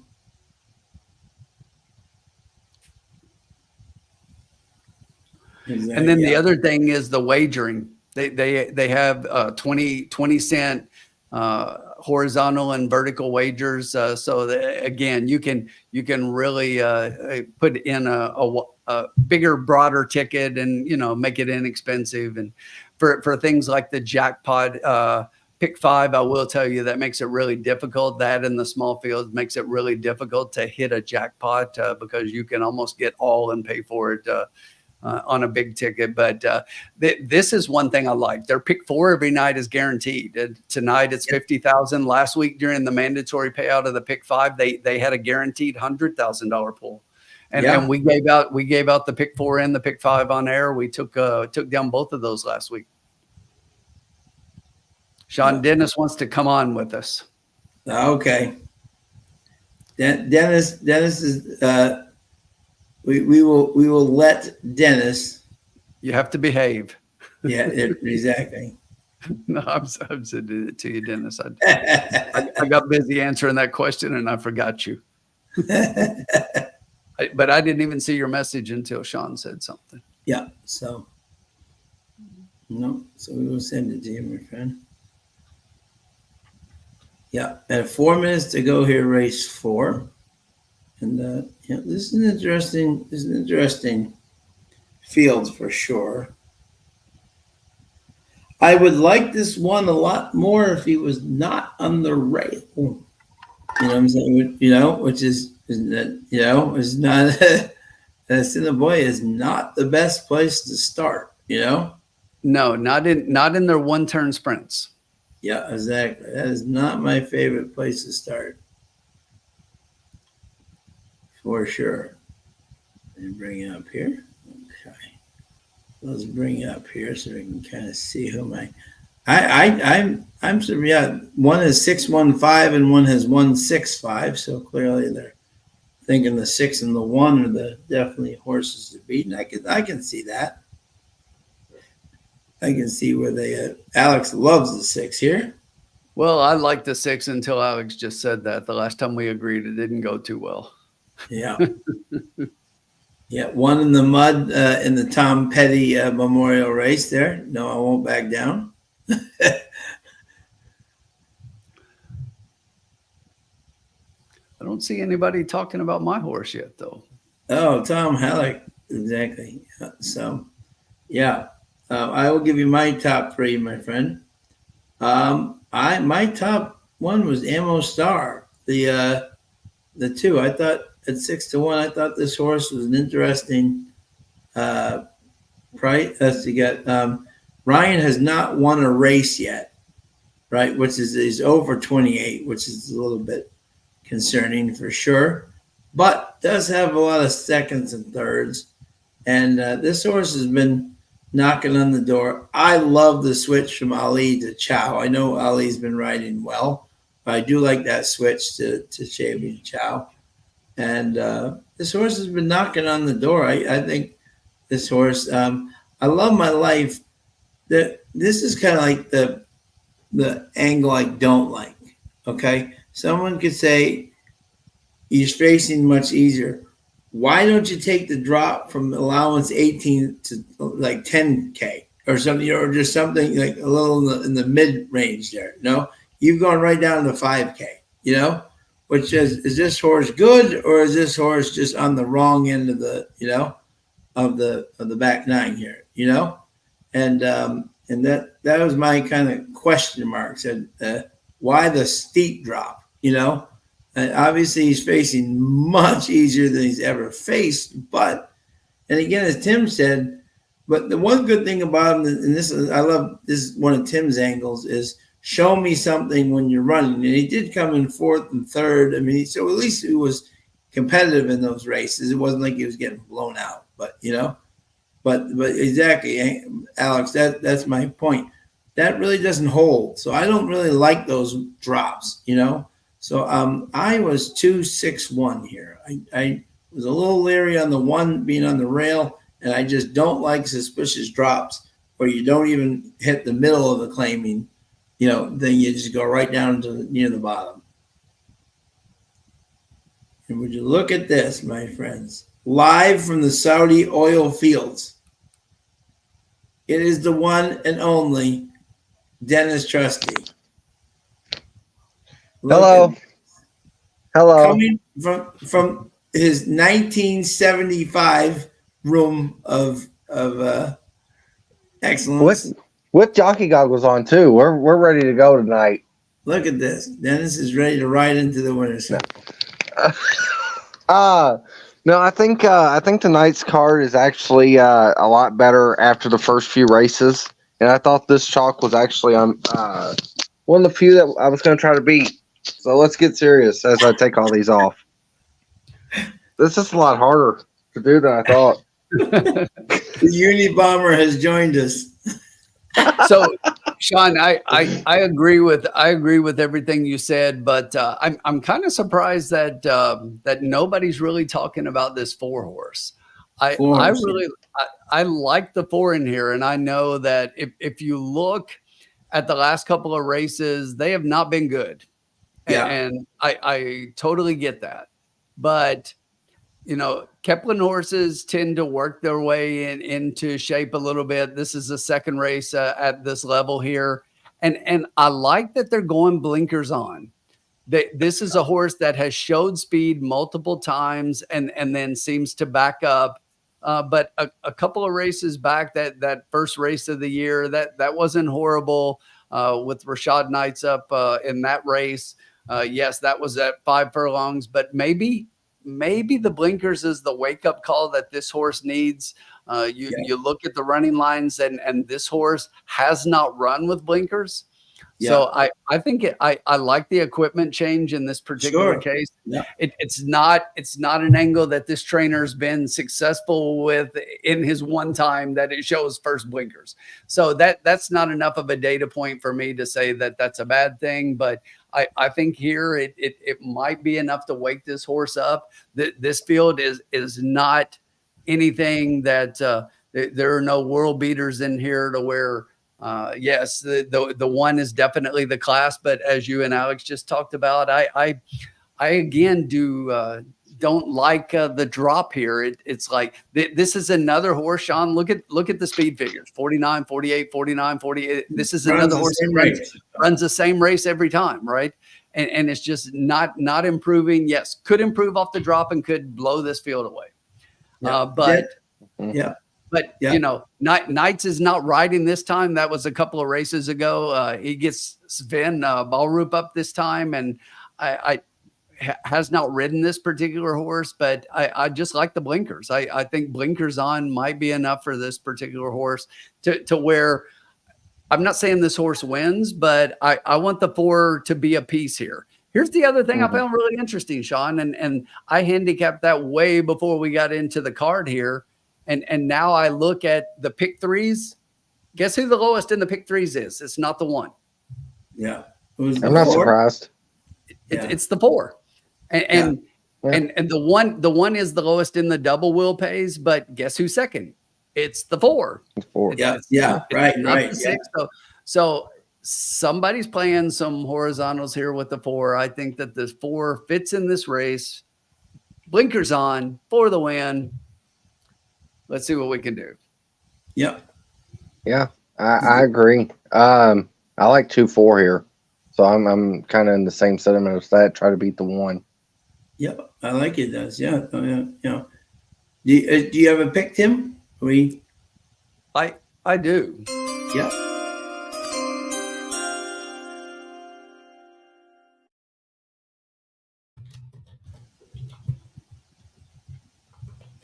Here we go. Okay, Tim, you got to actually say it though. If you have a pick, you can't just. Hey, you gotta wait the suspense, bud. We're Yeah. really Well, okay, I'll wait till the last horse is loaded, or maybe when they cross the wire. we got time. This is Assiniboia. We got time. So we're gonna play an exacta key box, $2 exacta key box. We're keying the 4 with the 1-2. Yep. Love it. Love it. Yeah. Over and under. So cost you $8. $4 one way, $4 the other. 4 on top, 4 on the bottom.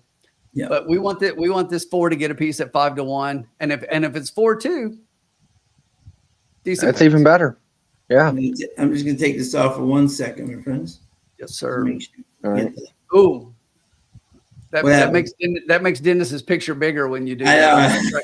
know. Put that back on. Put that back I on. like keeping Dennis in a small box. Yeah, keep the comments pinned up too, so that way I really hid underneath that small box. No, it's good to be hanging out though tonight. I got bored and I was like, well, the first few races was awful. Let's ask if Sean and Tim's going to be busy and see if they want to hang out.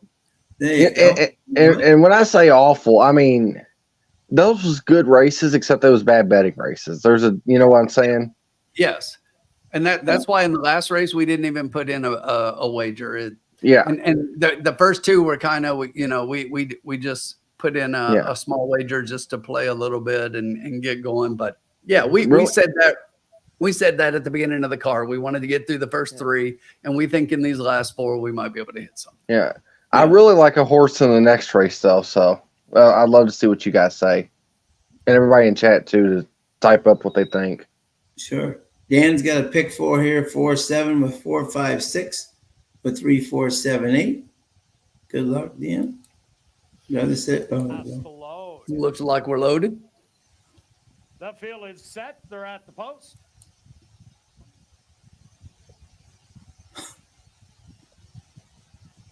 And they're off.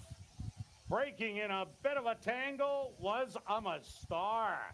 From the outside, a Nano Caro shows a little bit of early speed, but Adjournment wants the lead more and is going to get it. I Love My Life settled in on the rail in second, and Nano Caro on the outside in third. Star from the poor beginning has moved up sharply in fourth. No, I Won't Back Down, fifth. Another length back to Moses on Main. All right, let's see if the blinkers make this horse focus and finish. Yeah. Lengths off of it. But it's still Star now battling it out with Comes at 7. My Life, who has I didn't predict this. Okay. making the move wide. A Nano Caro falling back. Adjournment. They hit the head of the lane. A Nano Caro with the lead on the outside. I Love My Life. Is the 6 going to sneak up the rail? No, Yes. No. No. Not enough. 7-1. A 16th of a mile to go. And How about that 7? Wow. Win by 3. Huh. I Love My Okay. Life in second. No, I Won't Back Down in third. And Dan come in with the 7 is decent value as they leave the gate. Thanks, Yeah. Dan. Yeah. Good job, Dan. Just kidding. Good No, job. good hit. Good Great pick. hit, Dan. Yeah. Yeah, that 7 just took that field apart. Yeah. That race fell apart when everyone went for the lead. That was Mhm.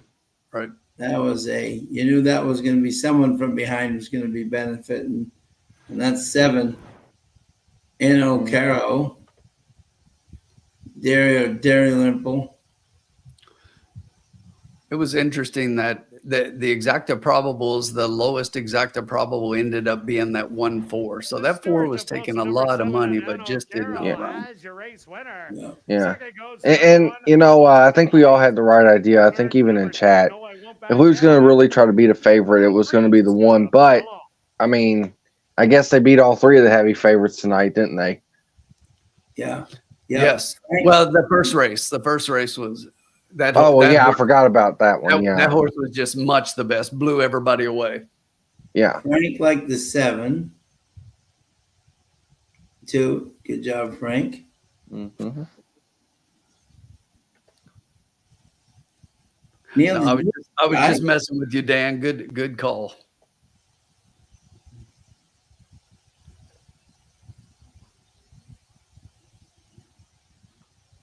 now, great hit, Dan. We just teased. Great hit. Boy, that bet that 4 down too, and he just didn't run a step. No, horrible. Yeah. But he went out for the lead, which I didn't expect. And when I saw him go out for the lead, I said, "Oh, you know." Mm-hmm. The 4, 1, and 2. 9 people, 16% of stables had the 7. Okay. How many had the 1? Only 8, 15%. One less stable had the 8. Okay, yeah. Yeah, Yeah, sorry. To me, the 1 was just a terrible bet from the rail. You know? The big one was Amastar. The 2, 67% of stables had the 2. Yeah, I had that too. Yeah. See, the 1, like you said, the rail, the 1 had everything going against it. The rail, the drop way down in class did not look, it looked kind of not like a normal drop. You know what I'm saying? Yeah. And the horse really honestly ran like it. That won a good run even for second. Yeah. Oh, yeah. Wouldn't be surprised to see that horse be claimed. You know, someone take that horse for 5,000. You know. Mm-hmm. There are no changes. Post time for race number 5. 13 Who got 5th in that race? Who was behind that? I think it was the 5. It wasn't the 2. Was not the 2? No, 2 was still. He was getting a hot dog. A lot of people will be getting zeros in that race. Yes, I had a 0. Big fat 0. Trusty, the fans want to know, what hair products are you using? Yes. I tell you what, so I've been growing this thing out for a long time, and I was like, I'm just going to see how far it can go. Well, this has been probably over about 9 months of not doing anything, and it's about 4.5. It just stopped here, and I'm like, okay, we're just going to keep it because I'm too lazy to do anything about it. So we're just here. It's COVID hair in 2024. Go cut that stuff off. Okay, can I borrow some scissors? I'll just start cutting them now right on stream. Every loss we have, I'll just take a little piece off. But no. Have y'all been doing okay? Everybody in chat and everything? It's been a minute. Yeah, no, we're doing great, my friend. Yeah. See, I seen Jess and Carson whatnot on here, and I figured I could be the youngest person on the stream tonight, so I thought, all right, let me just reach out. Go. And Dennis, have you been to any races down there in the Ellis? Any? The last time I went to the actual live racing was the Red Mile that we talked about a couple weeks ago. Okay, yeah. And then before that, I was at the Indiana Derby, which that was it. Listen, 10 out of 10 would recommend over and over and over again, because that track just put on a spectacular show. And it wasn't like, you know how Kentucky Derby Day is completely crowded. It was crowded, but it wasn't. It was probably crowded to those people, you know, the regulars there.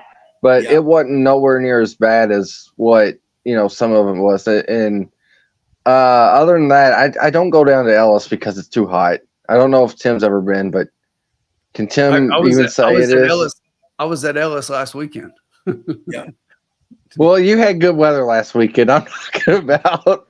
Well, wait till it gets to 100 and then say, "I will take a trip to Ellis and stand by the paddock all day." And Yeah, and it's that ain't funny, fun. but horseshoe. I actually went to the Indiana Derby the previous year. I did not go this year, but I went last year. I was up there last year. But yeah, Okay, I like that track. I was actually thinking about going this year, so I'm kind of glad I didn't go since you were up there. Yeah. Oh, Okay, so now we have some very important questions here. Grandma wants to know what hair care products Trusty is using. like I said, I just use a bunch of different things, whatever I grab off the shelf for hair care. Dan says, like they ask on the red carpet, who are you wearing tonight, Dennis? I don't understand the question, but I hope I'm wearing myself. What designers? What designers? Oh, designers. Oh, designers. Who are you wearing? I have no clue. I have no clue. Dennis has been in the oil fields all day today, so he's just coming in. It was a hot day today, Now, I will say this. I do have another complaint on racing. Have you guys talked about the racing from this past week or weekend? No. Yes. In the first race, we were talking a little bit about some of the most impressive performances of the weekend. Yes. I agree, but the problem with it is they all look like standouts, right? Like the Nation's Pride horse won easy. A lot of the Colonial horses really stood out to me. The Saratoga horses, I want to see them race again, but I wish the field sizes was bigger, and I wish that we had less. I don't want to say the small tracks have their big day, but I wish we could have them more matched up to where the small tracks don't have to compete with the big tracks for their big day for similar races. You get what I'm saying? Yeah. It's today. It's harder and harder to do that, but Yes. Yeah.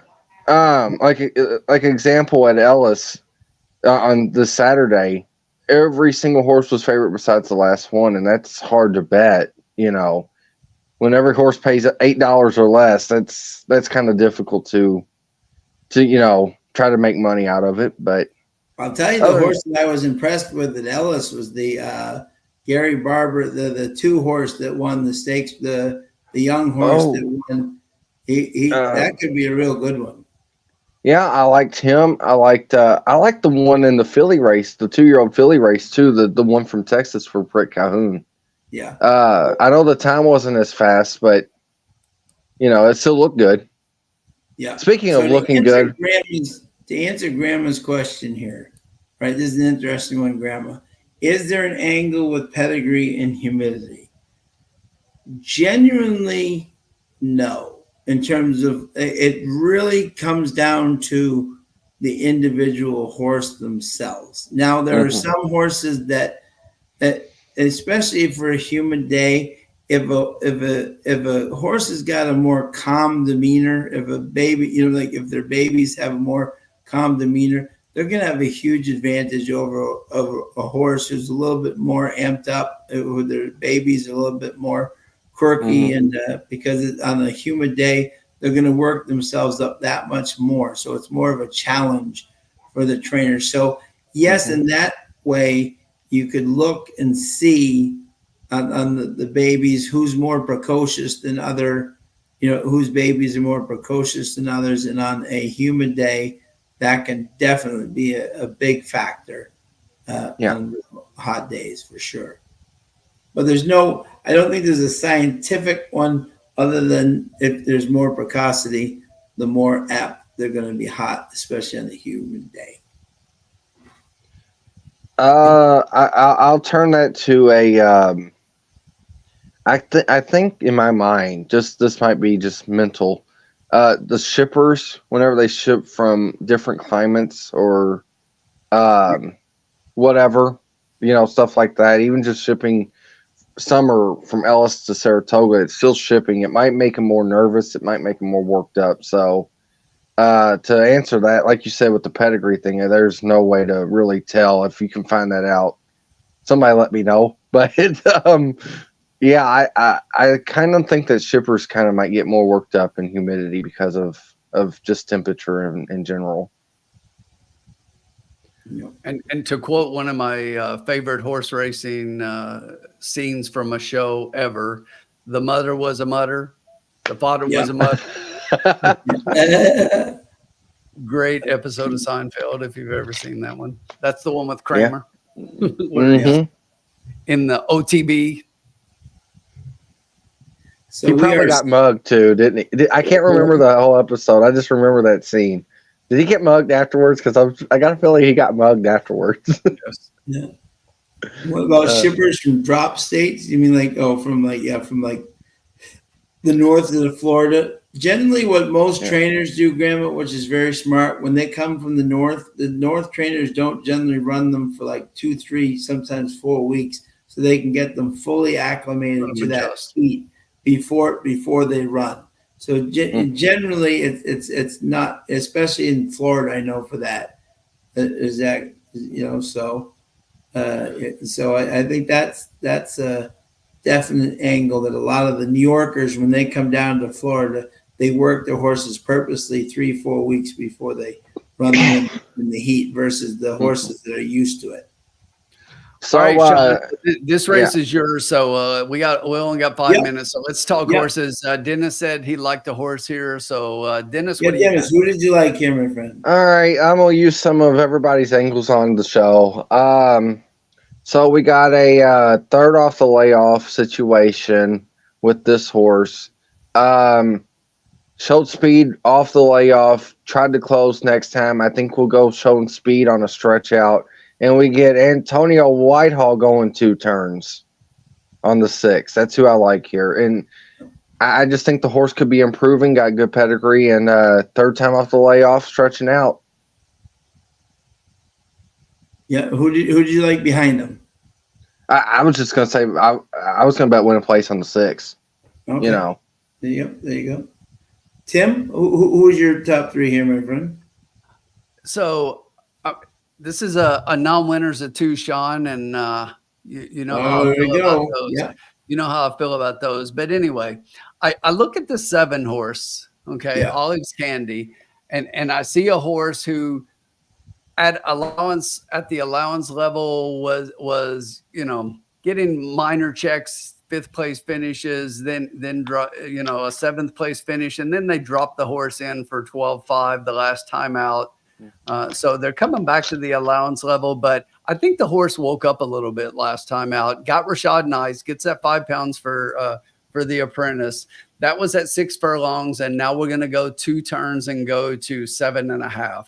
I just think that this horse has the potential to move forward off of that last race, and I like the 7 a lot here. I did like the 7 underneath. I do like the move. I did find it interesting that with the 6 that Rashad Knights actually gets off of this horse to ride the 7, and he's been riding the 6. So I found that interesting. But the 6 is another one getting blinkers on here for the first time. This is one who broke his maiden just a couple of times ago, and that first race against winners was not horrible. And again, at 6 furlongs, and now we're getting the stretch out to 7.5. I think that horse can figure here. I'm kind of playing against the 5 a little bit here. The 5 is the one that I thought would be the favorite here. And another one, that Rashad Knights has been riding a lot and gets Ronald Alley and he's just not having the meet he had last year. And I'm playing against that one. So for my third horse, I went to the 2 Awfully Special. This is another one who, if you look, broke the maiden, then went into a allowance race. Stakes the last 2 times out. So, and then went from sprint to route and now is going back a half furlong. I think that half furlong backwards is going to, that cut of a half furlong is going to help this horse. You can see was on the lead and then in the stretch just got passed to finish a length and a half beaten in second at the mile. So I think this is a horse that can move forward a little bit, getting Cumberbatch up. So I was 7, 6, and 2. Okay. So right away, I have to throw the 7 out because both Alex and Tim both like the 7. And then when that happens, Damn it. That's the disaster, third time tonight, Alex. disaster strikes. So Hey, at least I didn't like the 7, right? But interestingly, Sean, look at your favorite right now. Yeah, right. Yeah. The 7 is 2-1. Yeah. Good, toss him. We'll make more money. Off a 15-1 morning line is down to 2-1. Yeah, and that closing bid last time was very impressive by the 7. I had him originally in my stable duel and I took him out, and that didn't work. But obviously I can see the betting. The one interesting angle here, and I'm kind of with Dennis, is no one knows, and everyone knows the biggest Antonio Whitehall fan is me, right? He just seems to be focusing on these 2-turn races. He just doesn't seem to be riding the same or with the same intensity in these 5 furlong, 6 furlong races. He seems to just be focusing on these 7 furlong races. And I love the fact that he gets on this horse. He's going around the bend, which is where has been his specialty, and I think that horse is definitely live here at 7.5 furlongs. Frank just put interesting. The 3 beat Daisy Zadoozy handily, and interesting that one of the guys had $10 across in the 3. Up there is their pick. So that's an interesting value pick at 13-1 for sure. But I just thought when looking at this race, I said, Antonio just really has not been trying to run. And as you said, that last race just wasn't bad. For first time versus the hardest race to win is versus winners. And that wasn't a disgrace, And then you go from Knights to who's been in a slump, by the way. Knights has been in a bit of a slump. And so you go from Knights to Whitehall, right. And this horse is bred by Tracy Farmer. You don't see many candy rides out of the Tappet up here, Hey, Sean, let me ask you another question about the 6, because I just seen it, but I didn't bring it up because I didn't. Minutes. We got to get in the bet too. Yeah. So. I got 0. They're just out leaving the pulse parade, ain't they? Yeah, but they'll add a couple here, but I'm just saying, so 0 showing. Okay. I got my bet. Yeah. So I was just going to say that it was a private purchase from Kingland November at Woodbine, from Woodbine to now. I don't know if that involves who the owner was or Tracy Farmer had it and then they sold it. I don't know.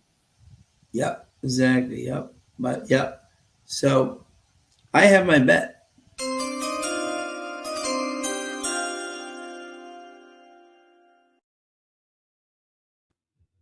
I think the 7 is live. I think the 2 is live. I think there's like 5 combinations you can play in the exacta box.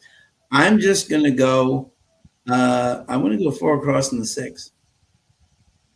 That's going to be my bet. I really like this 6. I think this 6 is with Whitehall going around the 2 turns. I will be a real value play here at 9-2. Yeah, I dig it.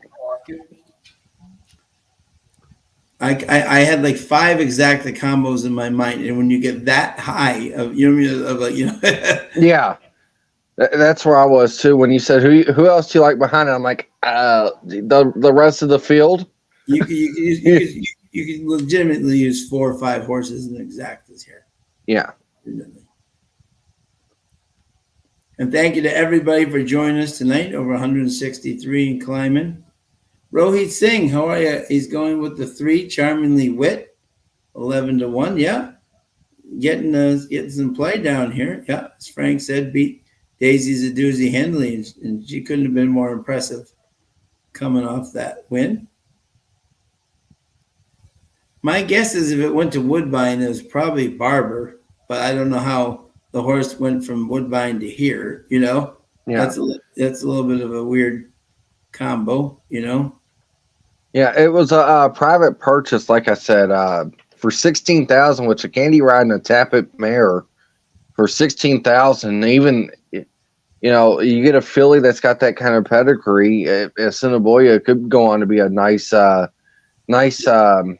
mare, kind of dam, if you will, for I couldn't remember the word, but a dam for Assiniboia Downs and Winnipeg, Manitoba.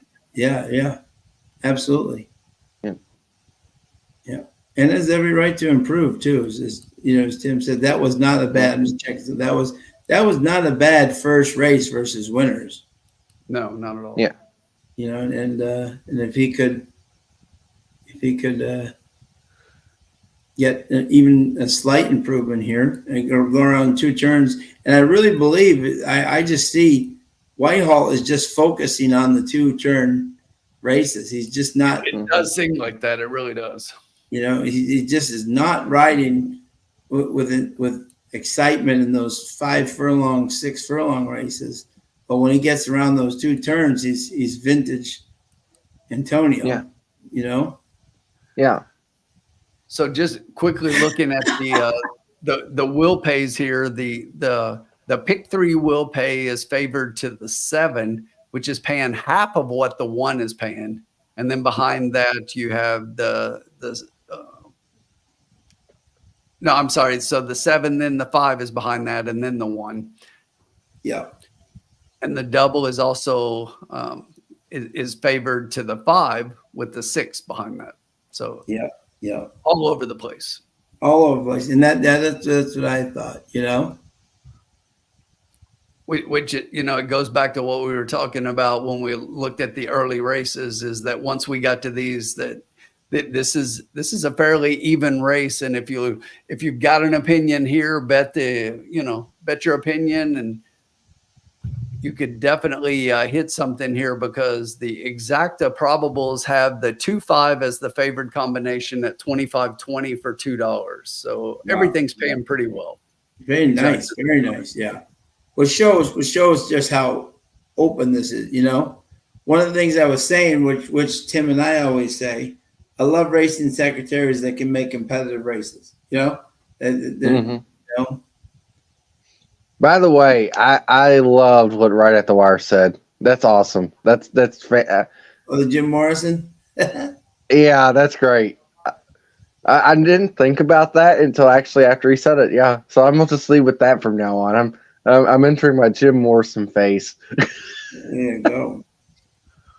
So Dan just brings up a good point here that I love the chalk in the next race as well, and the doubles are paying pretty decently. If you've got a strong opinion in here and you like the 3 at all in the next race, then you might look at the doubles as well. The 2-3 is the lowest in the double probables right now, but even that's at $21.80 for $2. So if you've got a strong opinion on another horse, paying even better.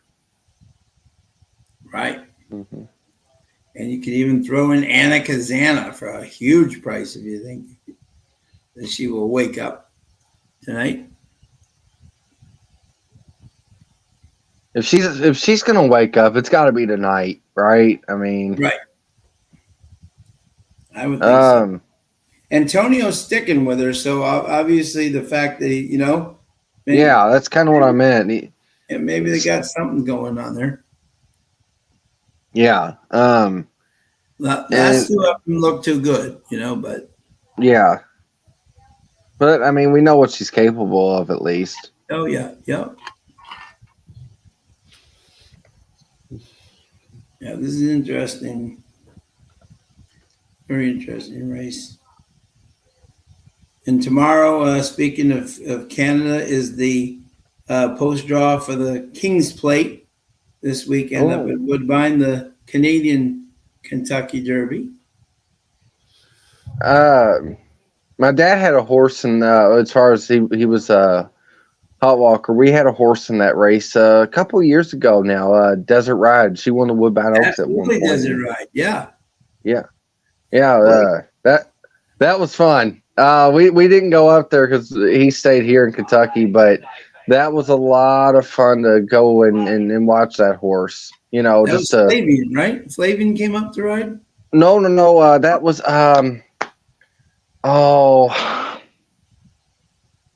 I'd have to see the name of the jockey. It was one of the older jockeys at Woodbine. He no longer rides there. Oh, okay, gotcha. Okay. Oh my God, that's gonna drive me crazy. That's gonna drive me crazy too. Yeah. Okay. Thanks, Sean. Thank you for having that on my mind the entire rest of the way we go through the stream. It's post time though. Good luck to everybody. Hopefully Antonio can bring us home here. I think 9-2 is extreme value here.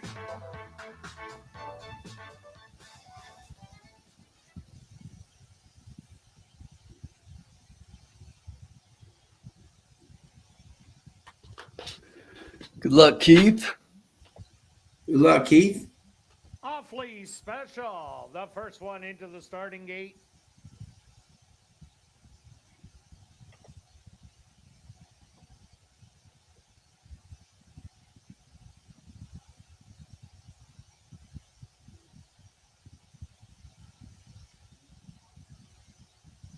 Charmingly with the next one to go in.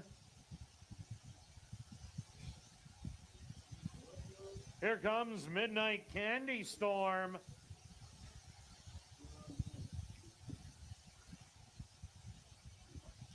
Under Budget's turn. The current 2-1 favorite.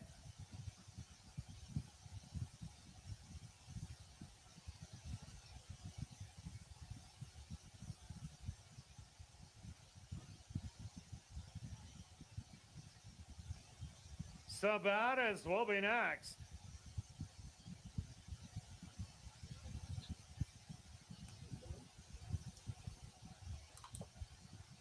Oh, I remember now, Dennis. Stevie Bayhen. Yes, I thought it started with the S, and I was like, Stevie Bayhen. That's him. Yeah. Yes. Yep.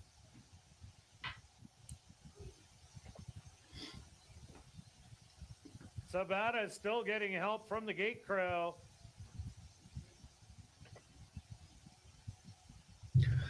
So Sean, we can play show on the 6 at 6-1. Good value. I think our horse is causing trouble at the gate here. Is he? That's a 7 too, yeah. And there's a whole bunch of them causing a little bit of a ruckus. Yeah. Well, the three caused a ruckus in the first race and won by a field goal. So.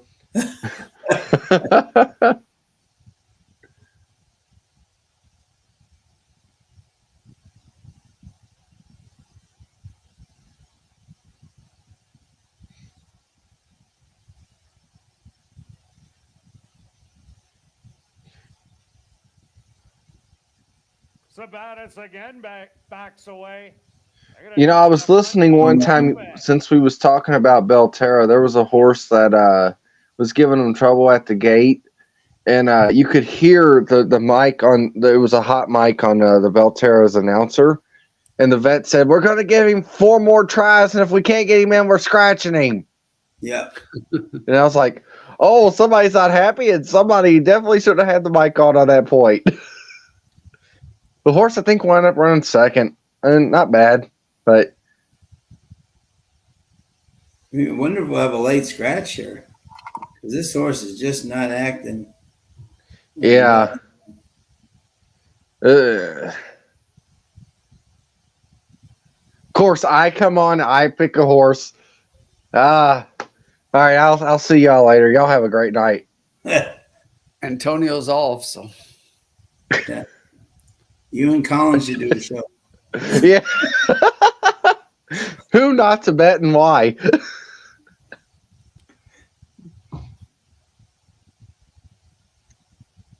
I wonder if they'll have a late scratch, because this horse is really just not. Can we change? Yeah, in real life, this situation, I would right now. I would have canceled myself. Ladies and gentlemen, we have a late scratch. Yeah. We don't have to cancel it. No. Number 6. Hey, Tim, who'd you like again, buddy? Hey, pal. It's the 5th race. Scratch number 6. Sabatis. Tim, who was your first pick? Was it the 7? 7. There is a refund if you use number 6 Sabatis. Tim, you could pay me to not say I like the 7. Or pick 5s. The favorite at post time. We're gonna Wait, change that. I'm canceling wagers here. So Scratch here Yeah. Number 6, the baddest. And with that scratch, the horses will be unloaded. Approximate post time, 2 minutes away. we got 2 minutes. So Yeah. all right, Yeah. let's redo this wager. Sean, my picks again were, and with the 6 out now, would leave me with 725. Yeah. Yeah, let's that's do what I that. was going to say. We're doing an exact box with those 3, my friend. Yeah. 7. Yep. That's exactly what I'm going to do. For 2. 2 for 2. Yep. Mhm. Why not take a 20-cent little trifecta buy? Oh no, wait, that wouldn't pay nothing. I'm kidding. Yeah. Yeah. They're all paying. The 7-3 is the favorite, so the 3 Yeah. in there at 1750. So if we get Mm. anything with our horses, like Yeah. Everyone's wait a playing the. I think that the 3 beating the horse in race 1 is getting everybody. Yeah. I got to reload my ADW because it looked like they messed up because they took out all the payments with the 5, not the 6. Oh, did they really? Uh-oh. Yeah. Oh, we're going to have a situation, aren't we? Oh, no. All right. It reloaded correctly. Might have just been the way it refreshed. Yeah. Okay. So 7.5 is the lowest at 22. So that would be one of Okay. ours. That's great. Okay. That's still good. 7.2 is 2280. And if you were to get the 2 on top, still 22, 26. They're all in the 20s there. So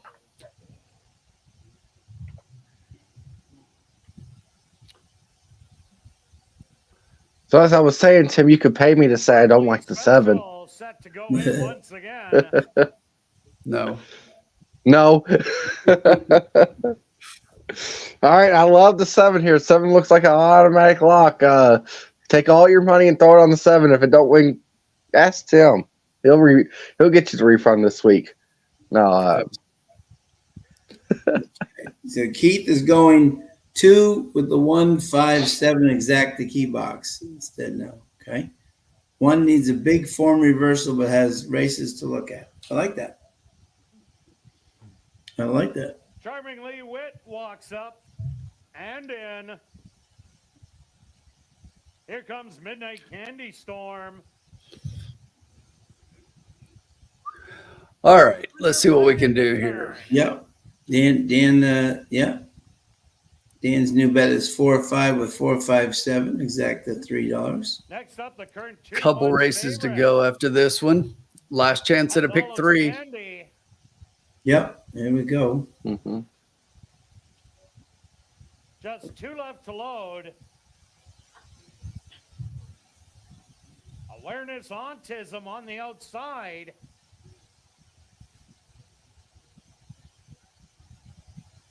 And now just waiting on I Am Mila. The field is set. They're at the post. And they're off. Whoa, whoa, whoa. Whoa, now the 8's having a Whoa, whoa, Awareness whoa. autism fractious in the whoa. game. As is I'm seeing the I Am Mila. 1 horse kind of having difficulties as well. 7 too. Olive's Candy This on is crazy. practice Also. They're set. Get 'em out. And they're off. From All the right. inside, I That Am 7 Mila is super awfully washed. Special. Yeah. And 3 wide, charmingly wet. All of them battle early for the front end. Settled back in. 7's in good position if they Olive's tire Candy, everybody, Yes. tire each other out on Yes. front. Another 3 Mhm. lengths back to Midnight Candy Storm and under budget, running as a pair, and the early trailer will be Awareness. Yeah, this is setting up great for the 7 and the 5. Quick Yeah. opening quarter, and it's I Am Mila on the inside. He's closing the gap. Wood on the outside. 5 more lengths back, awfully special. Olive's Candy hugging the rail, moving up smartly. Then it's under budget, 3 wide. 5 more back is going to be Midnight Candy. Come on, 7 and 5. Come on, don't get stuck, 7. 7 and 5. Here All right, we there we go. go. One, and they're bunching up, taking the lead. Olives Candy, and on the outside, under budget. These two now opening up by 4. Rallying on the outside, Awareness Autism and Midnight. Whichever one's higher, whichever one's higher, whichever one's higher. They hit the head of the lane, and it's Olives Candy through 3/4. 5-7 pays more. Get up 5. Come on. To the outside. Nah, it's going to be 7-5. Okay. How about that 7-5? Still a win. Yep. Yeah. Tom Gardapi Jr. win number 900 under budget, second best. Third's going to go to Midnight Candy Store. And I had the 7 in my stable duel and took it out. Ugh. That's the only horse. That's the only horse I took in here was a 7. I love the 7. That was my top pick from the beginning. Yep. The 15-1 morning line. Gotta love it. Love to see it. Yeah, I got to be honest. If the 6 was in that, I think that 6 would have been a part of the pace, and that would have been good. So good call on the 7. Love to see it. I said he was. That's your pace.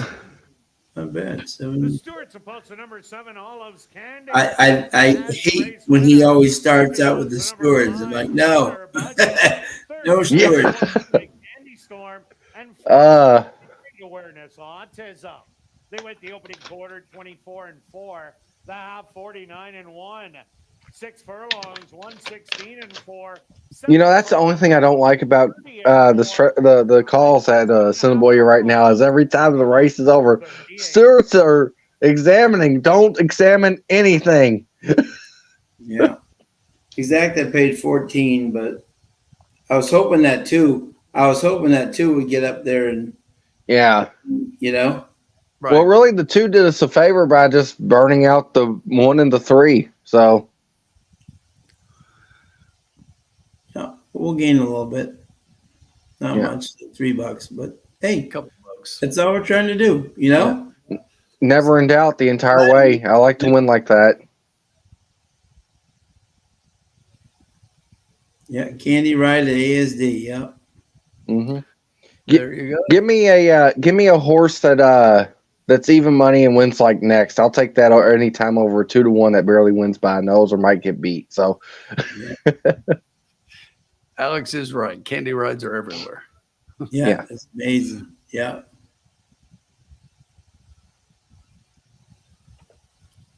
One of my favorites was Unified.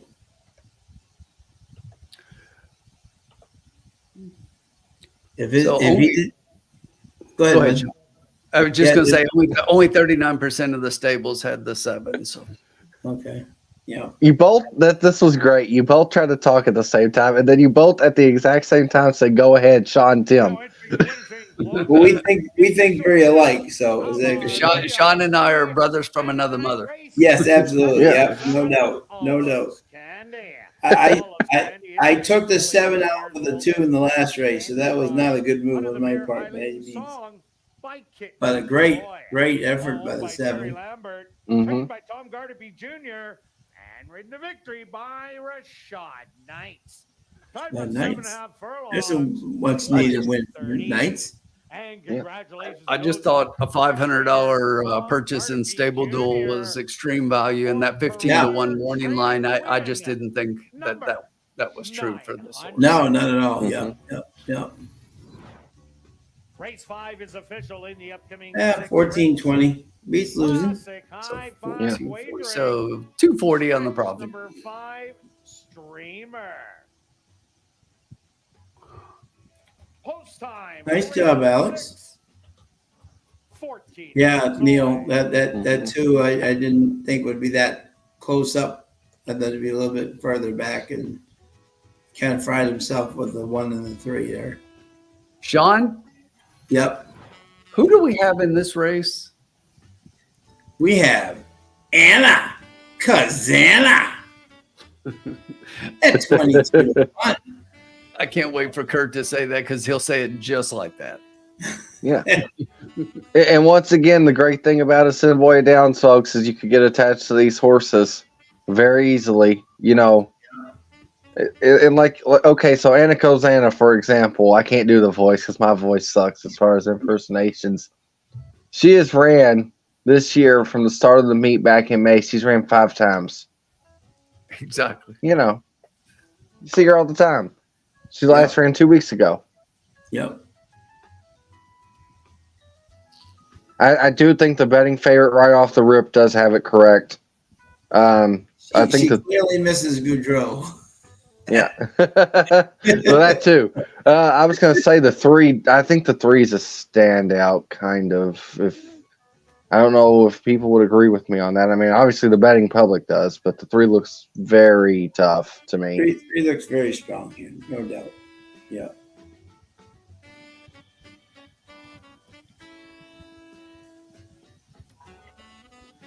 Alex could see you doing a mean Billy Bob Thornton, Trusty. You guys got to stop it. You got to stop it. I like it though. It's fun. Yeah. Let me also throw out another situation here. I know we just seen 2 horses go out there and basically run themselves into a wall as far as running horrible at the end. Can the 6 and the 9, the second and third choice? Well, actually, no. Wait a minute. The third and fourth choice run each other into a wall here. They could. Right. 11 minutes to go to a 6.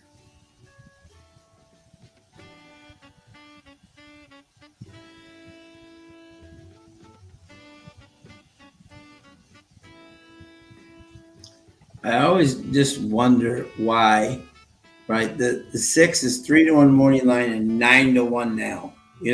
Mm-hmm. If I'm a 6 backer, I don't really like that. No. I don't mind a float up in odds. I don't want to skyrocket in odds. Yeah.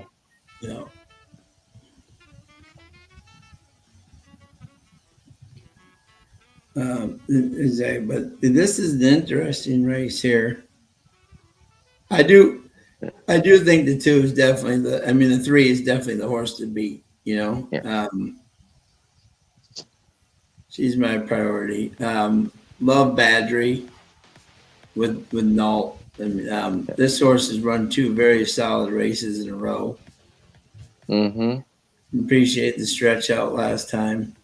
And if these horses have been, if they do hit that wall, he's going to be closing. He's going to be closing. Mm-hmm. And it's not going to be too far back, too. No. So I think he's definitely the horse to beat. And here's the thing about the 3 is that a lot of times you really have to look at the conditions. So the conditions of this race is fillies and mare, 3-year-old and up, which have not won a race since February 12th. So let's look at the running lines for the 3 real quick. 10th of June, 1. But here's the thing. Make sure that you look disqualified from purse money. Right. Yeah. Okay. Mm-hmm. So this horse really doesn't meet the conditions other than the fact that she was disqualified from the purse money. Right. Mm-hmm. Right. Yeah. See what I'm saying? So as a result of that, she gets in this race, but nobody else has won a race and just really does. I agree with exactly as Dennis put it. She's just a standout for me. I thought this horse was much the best. And yeah. But here's the thing. I think we can get a price underneath. So yeah, I do too. 50 for 50 or 200. I do too. Or 100. Dual horse. You can get those. It's a price. It is a price. So who's taking this race? Doesn't mean it's the right price. Is going to be underneath, but yeah. I'll take the bailout. So Dennis, we'll let you take this one. Yay! Okay, I want a $50 to win in place on the 2. No, I listened to what Sean said. I already like Sean. No, I'm kidding. Tim, who did you like underneath, my friend?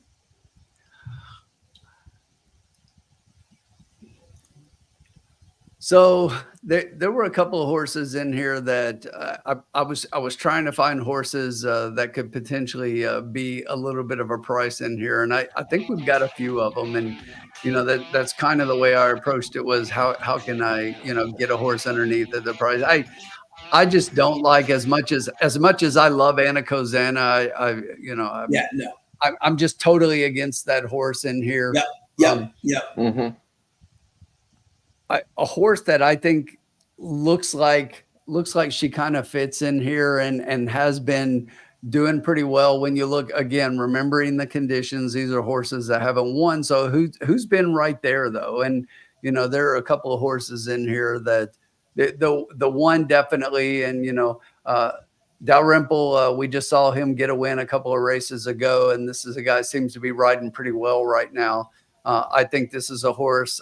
The rail we don't like in sprints, but in the two-turn races, it's not as much of a factor. So that's a possibility. But one I really like in here, I just kept. This is one of those races, Sean, where I was handicapping, and I was like, okay, I don't see this, but for some reason, I keep coming back to Lady Nyla, and it's just I just think that Lee Delaron, great trainer here. Siobhan Bell, the connections, they haven't done it as well this year, but these are definitely connections that, for the Gorno barn that they normally do a little bit better. This is a horse that's been knocking on the door. I think that the 7.5 is going to be a favored distance. If you look back at that 6 furlong, the horse was just beating a neck in that race and was closing pretty well. I just think that she's going to like the stretch out here. And I think this horse right now sitting at 22-1 could definitely hit the trifecta. Yeah. The Wits Tinny 10 is one that we've talked about this horse a couple of times so far this year. And we're just waiting for this horse to wake up. Because she has definitely been running against previously better horses, and we thought she might show some class. But since coming back to Assiniboia this year, has not done as much, but could definitely wake up in here. So those were a couple that I thought underneath of the 3. I like the 4 most, but 1 and 6 were 2 that and I'm sorry, I didn't go all the way down. Philly Fatal is another one that this is one that definitely with Bino up for Wendy Anderson, great connections. They're hitting at 31%. I mean, you can't beat that. And I like, again, they went a mile last out, so they stretched out. That one wasn't as good, but maybe the 7.5 second time at a similar distance will be a little better. I don't like the outside post as much. This is a horse that likes to be on the early speed. So maybe the bottom part of the try, but really I like the 4 the most. The 4 and the 1 were the 2 that I really liked under the 3. Yeah. Okay. Sean, who do you like underneath the 3? Yeah, I was with him on this. Okay. Race. Yeah, because I actually was going to say I like the 4. I'm trying to think of interesting ways here. Yeah, I was considering the 4 strongly too. Underneath, I can't believe that she's still sitting at 19-1. I mean, either. I think that will drop. Yeah. I think that will drop. You got a minute. Wait. Check out the horses. Wait till they hit the track. We haven't even gone on the track yet. Yeah. Yeah. We got time because I'm more worried about the exact payoffs dropping. You know what I'm saying? Because I don't know. I just got the feeling that the 4 and the 2 are kind of really high for the 3 being as favored as it is. So, so 3.9 right now is your exacta probable that pays the least at 1670 for 2. So that's to be expected. But I agree. As I mentioned, I think the 9 is probably to me is more of a candidate to finish 3rd in here. From the outside post and a horse that wants to be forwardly placed early on. Speed has not been holding at all. And no. I just don't think that a horse that's out front is really going to win this race, or you know, even finish second. So take it for what it's worth. So since we kind of all agree on the numbers, I'll throw this bet out here. We could do a $3 exacta. Will.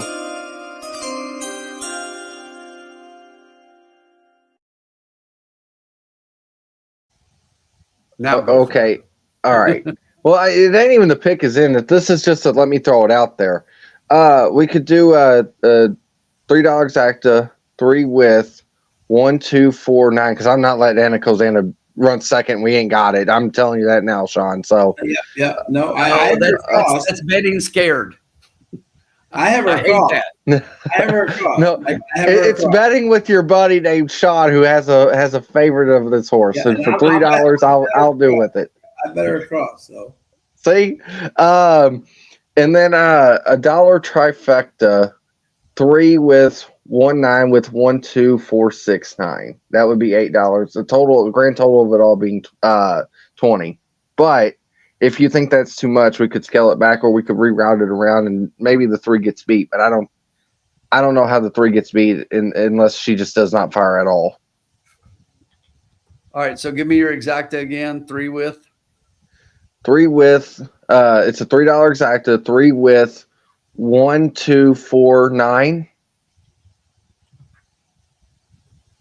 And a try. And then $1 trifecta, 3 with 1, 9 with 1, 2, 4, 6, 9. That, and it all totals up to 20.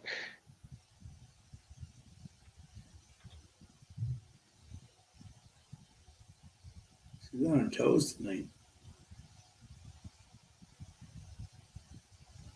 That way, if it does run 3-9 or 3-1, we could still have a chance for the trifecta.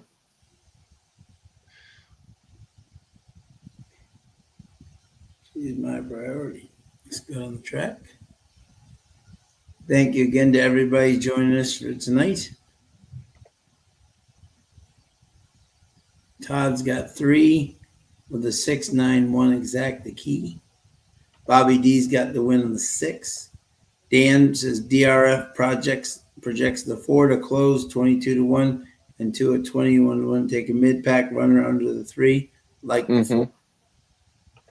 You know, I was going to say, too, I think if anybody beats the 3, it's going to be the 4. I think that's the main horse that really concerns me. Well, I guess the 9 could go gate to wire, but I don't. I think the 3 can run the 9 down. I just don't see it on the track the way it's playing.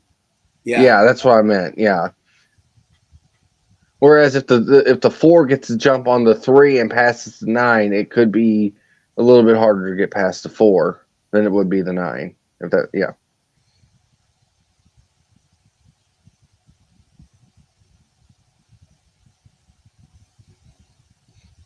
Tim, are you going to any tracks this weekend? Or you have a new arrival coming soon, don't you? What's that? New grandchild or no? No, that was the 19th of last month. Okay, yep. How's the baby doing? He's doing well, getting bigger and stronger every day. So there you go. Good. He's going to grow up to be a Louisville Cardinal starting quarterback, right? Negative. He has class. He has talent. Of which they have none of in Louisville. Neither class nor talent. That's good to be back. I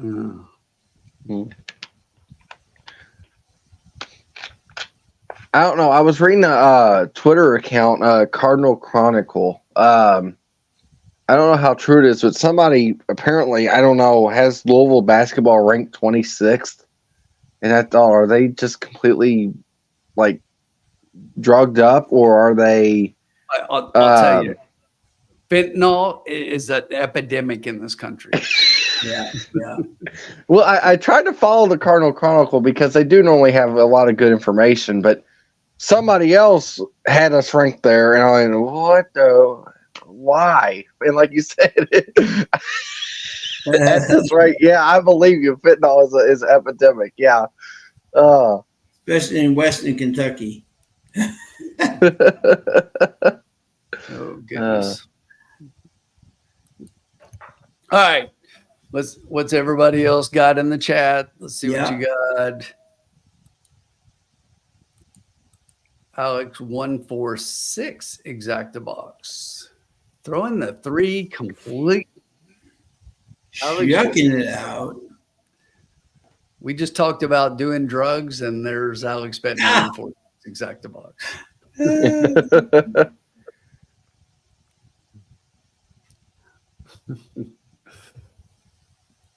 Oh, Frank's daughter just played against Louisville. They lost 2-1. Who was that? I know it was Frank, but what sport? I'm not good with sports at all of our sports. I mean, Tim, did you know what the Kentucky She plays soccer, Eastern Kentucky.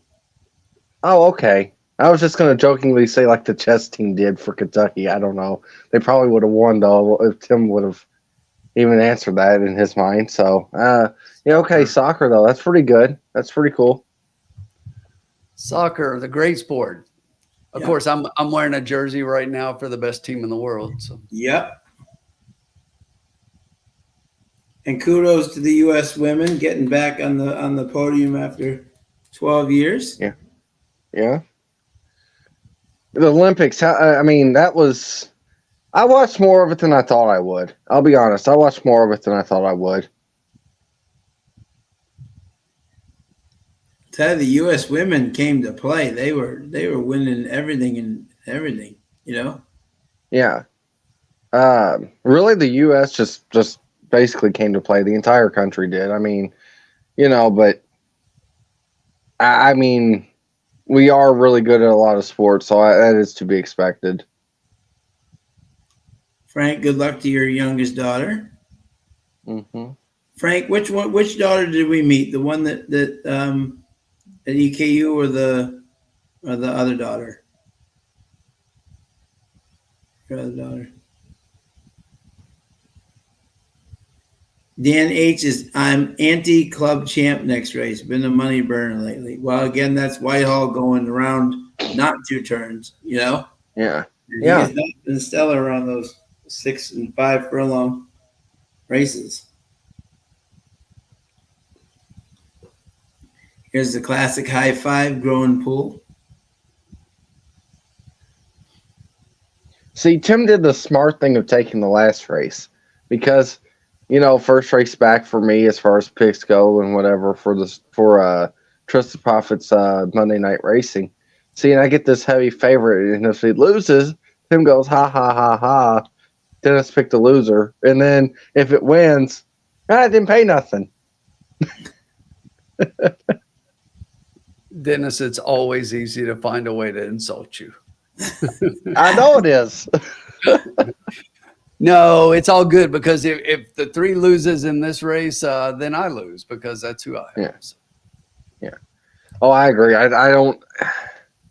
was trying to look a way to find something to beat the 3. I couldn't do it. Besides the 9, basically just holding up, but the track's not playing up to that horse's liking tonight. Good luck, Frank. Let me put it this way: if the track was playing to how the 9 liked it, I would have took the 9 here. And the 9's been bet down 3-1. Mm-hmm. Late money. The 3-2 Rick Johnson's got 3 with 169 times 7, 3 with 2,478 times 3. Good luck, Rick. Lady Nyla's turn. Come on, Lady Nyla. She's got a real. I can't believe she's 12-1. You know. Yeah. But that's like half of what it was a minute ago. So no, I know, but I'm saying, but I thought she'd be a little bit lower. I like that. Yeah. Horse. Scarlet I like it. Flower ready to go in. I'm surprised the 6 is 8-1, but longest shot in the board is Anna. Goes Anna.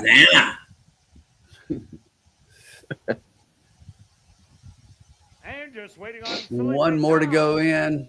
the Then we got outside. one more race for the night. I think we got a chance to get a price home in the last one. I got a horse I like. That's why I wanted that race. Yeah. Mm-hmm.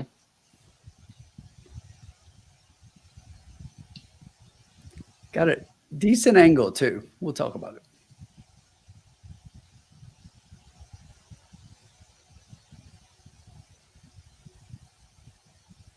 They're all in. They're at the post. Todd, you are a trooper, my friend. Ordered And Chinese. they're off. No. Stop the race. Inside Anakazana. Flashing some Stop early the race. speed, as is Lady Nyla. Lady Nyla getting out there. There's that 9. Oh, there's that 9 Yeah. going for the Now lead. goes on by, That's what we and thought, they'll though, be the but leader by a Yeah. length. Yeah. With 10 on the outside. long way to go to hold that lead. Nyla. Yeah. On the Like The right, 8's pushing. moving up from the I didn't expect the 8 horse to be out there. Letters, one, But that's three, good, though. I'll take it. Settled back in 5th. She's my priority. Behind her, Anna Kazana. Then 2 more. The one went off favorite. Wow. And the trailer, Scarlet's Flower. 25-3, the opening quarter. Philly Fatale. And on the outside, Field They're ding donging each Open other up there. 3 lengths on Oh, the Winston 4 just. in Ah. third. She's my Rallying priority is in making a move. She's my priority is eating up ground. Then it's Anna Kazana. Ladies. And your trailer, Scarlet's Flower and Lady Nyla. Lady Nyla dropped anchor. 50 seconds. And it's still Philly Fatale with a short lead to the far outside. Come on, 9. Hang on. My priority. Making up Hang on, 9. 3 wide. A little bit. They hit the head of the lane. Philly Fatale still with the lead through 3/4. All right, draw 3. But she's my priority. Is charging on the outside. Get up, 3. Fatale, Yeah, 319. to the 319. far side, but she's my priority. Is gonna get Look it. who's up Hey, for 4th. easy. Look who's up for 4th. Anna Kazana. Oh, she could have just got 3rd. Kazana. Oh, God. Sean, why didn't you tell me to play a super?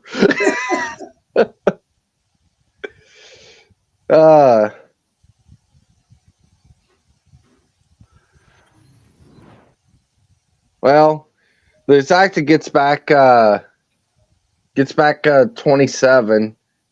So at least the trifecta is going to be the real at least profit. It ain't going to be much, but it's profit. Something is desperately wrong with that 6. You know, that's just not in good form. She has just come back and not been the same horse at all. You know, Tim, you said betting scared, and I don't think I did that with the exacta that much. I think I did that with the trifecta, though. I should not have used the 6 in there for 3rd. The Stewart's opposed to number 3. She's my priority. I'm just and you know I said it that way jokingly, but I am never a person that's going to place a bet. You're never going to hear me say I don't want this horse to beat me. Number 8. Yeah. Either I like the horse or I don't, and I don't care. You know. Yeah. And that's they're going to beat me some, and I'm going to lose. But I'm never going to put horses in just I call it scared money to where you're putting a horse in a wager because you're afraid the horse is going to beat you, but you really don't like the horse to begin with. Yeah. That's what I did with the 6 and the try. Like I said, with the exacta, I was just hoping that would cover the bets if it did run chalk, which it did, and then the trifecta turned the profit. But because if we could have got Anna Kazana to get up there for either 2nd or 3rd, we would be looking at a very respectable payout. You know, looking at the late money on the 1, I thought this 3 was one of the best bets of the day at 2 to 1.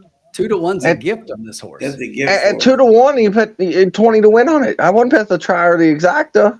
Exactly. Yeah, great job, Danny. Now entering the winner's enclosure, the official winner here in race number 6. Because now I needed to pay $60 for all of it, and that ain't going to happen. Well, the exacta alone is going to get back 37.30. Right? Really? Is that what the updated was? No, I'm sorry. So 16. No, that was wrong. I'm sorry. So 16. Time for the 7.5 furlong. 25-20. 37-4. The Badger effect. Really? Because it was $3. Yeah, but a dollar. Wait. So I'm wrong Tim, again. math. You're a teacher. You're a teacher. No. Hold on now. I'm looking at 1.3 instead of 3.1. So yeah, it pays $18.20 for $2. So Yeah, so 27. 27.30. And then we got the trifecta for $1. Now that one, that's more math above my pay grade. So Right. So actually, really, it kind of did average out to, because 7 times 5, right? That's 35. So I mean, it was only 20. So we're already profiting $7.30 with the exacta plus what the tri pays. yeah, And there it so is right there. 776 times 5.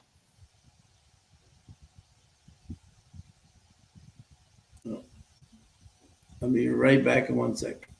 Yeah. And the super, of course, has to pay $39, which we could have very easily had. So $38.80 for the tri. Yeah. And wait, did I actually hit a race on here? So the total you did. The total was $66.10, and it was a $20 wager, so it was a $46.10 profit. Okay, that's fine. That's actually what I would have got back off the win, so I'm okay with it. I did not think the trifecta was going to pay that much, though. Let me state that to be completely clear. I thought the trifecta was going to pay about $3.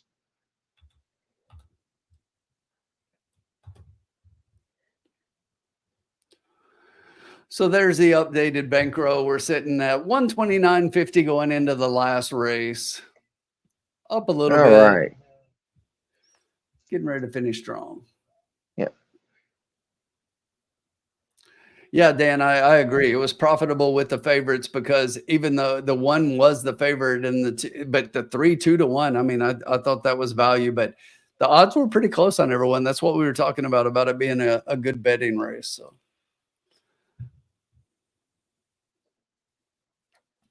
I would really love for my pick to win this race, and I'll talk about that here in a little bit. Me too. No. I'll tell you why in a minute. So, all right, let's see. Yeah, because like we talked about this earlier. I don't like the 3. I'm assuming since Tim, you said you have a price, you don't like the 3 either. I do not. Yeah. A horse that stands out to me just off of quick glances and first impressions is the 5. But the track's not really playing for that horse. But the 5 is scratched. No, I'm are kidding. you? I'm kidding. I was like, wait, what? What? You had me so confused. Good one. Good one. Oh goodness. But once again, I'm upset. Sean, this has been the story of my last couple of weeks here. So Yeah. I'll talk about it here in a second. So I'll go last as we talk about it whenever we do. But Yeah. You'll see what I mean when I talk about it. But Yeah. And here's the money burner right here. Yeah. Boy, Anna Kazana was flying there on the outside. If that horse doesn't get in her way there, we get a good trifecta if that happens. Because the super, did you see what the super paid? Yeah.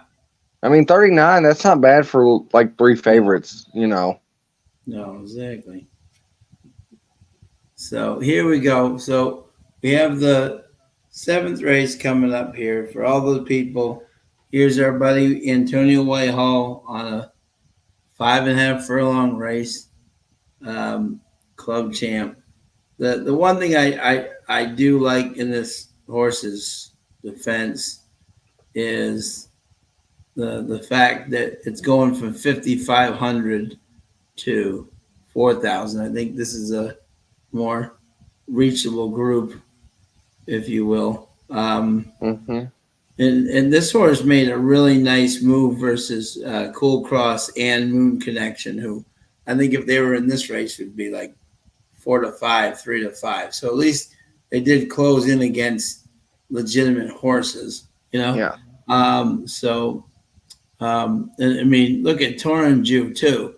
7, 4, and 5 out of 18. Talk about a trainer who's seeing the ball right now. 16 out of 18 in the money. That's huge. That's huge. So I mean, the 3 has definitely a lot to like in this race. Yeah. I thought then my second horse was the. Let's see who do they have here. I like the 8 Golden Eyed was my second pick. I like the way Dane Dawkins rode this horse last time, and I thought this horse could be an interesting horse at a price. He's like the Assiniboia, and he's 3 for 5 on the course and the money. And then Checker, you always have to watch that one. So I was 3, 8, 9, 4. Dennis, well, I was telling Tim the first horse that stood out to me was the 5, but I know the running style is not going to be really beneficial for that horse tonight, I think, with the last race and on the speed and everything else. So with all the track playing better for closers, I think I'm going to take an exacta key box. I'm going to take the 9, which I know it got bet down. It did. It was, one of those bet down horses right off the jump. But I will take it with the 1 who has speed off second off the claim for Delarond. So at least there's good people there, with that horse. The 4, Lab Rat, also off the claim. The 5, also off the claim. The 7 and the 8. So it's all together a $10 bet for $1 exacta. Just keying the 9 first and second and hoping to beat the 3. If we can beat the 3, the exacta might pay okay.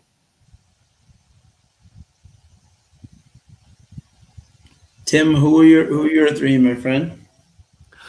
So there's a horse in here that last year did really well at Assiniboia, and just so far this year has yet to really pick up where they were running last year.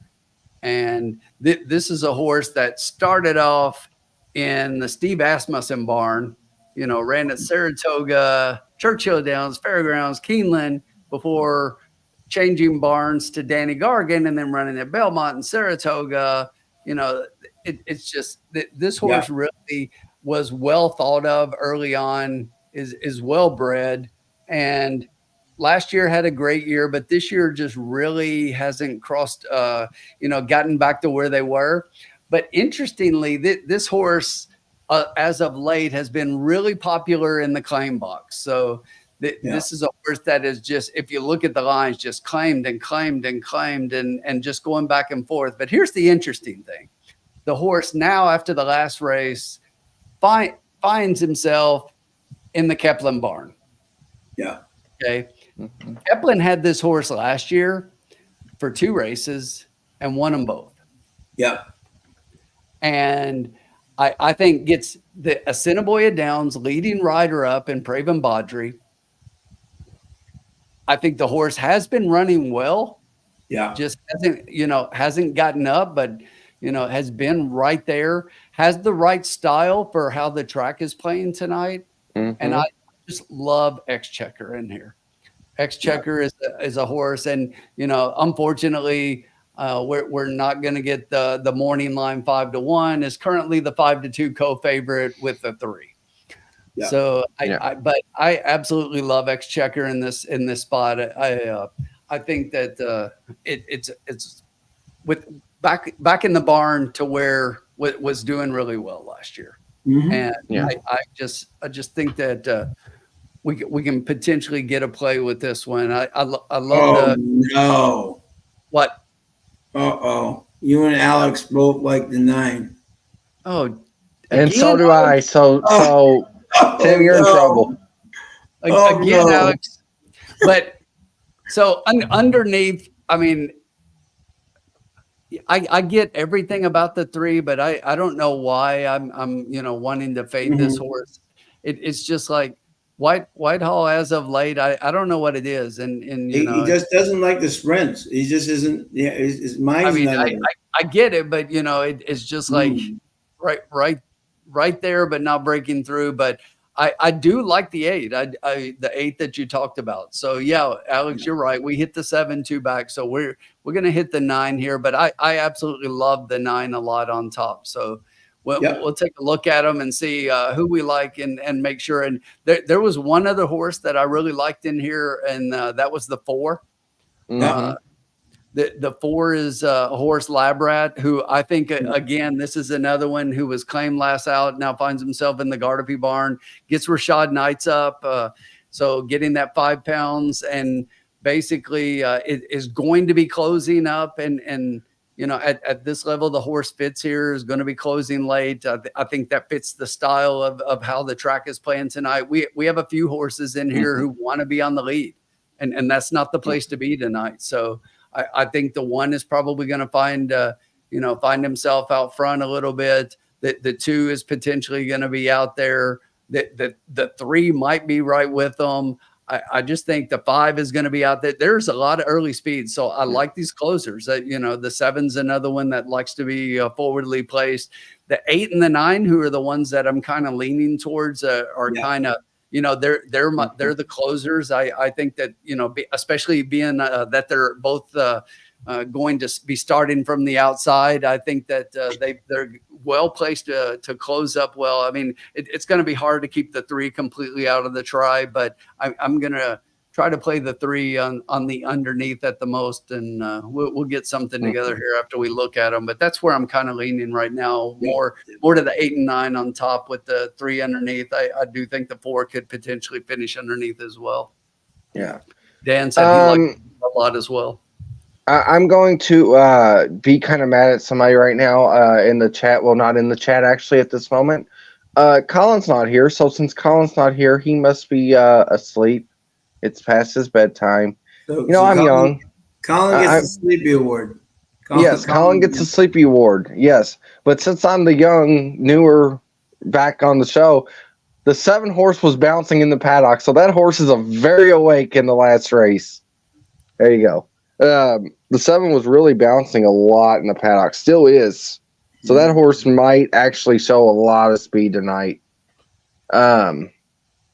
But yeah, I thought I'd do something different since Colin was asleep. Bino definitely likes to get his horses out. This horse has early speed, so has something you don't see a lot at Assiniboia that we always kind of highlight when we do see it is that given that the horses run so frequently, you don't see workouts between races. This one does have a workout back on the 31st of July, a bullet work.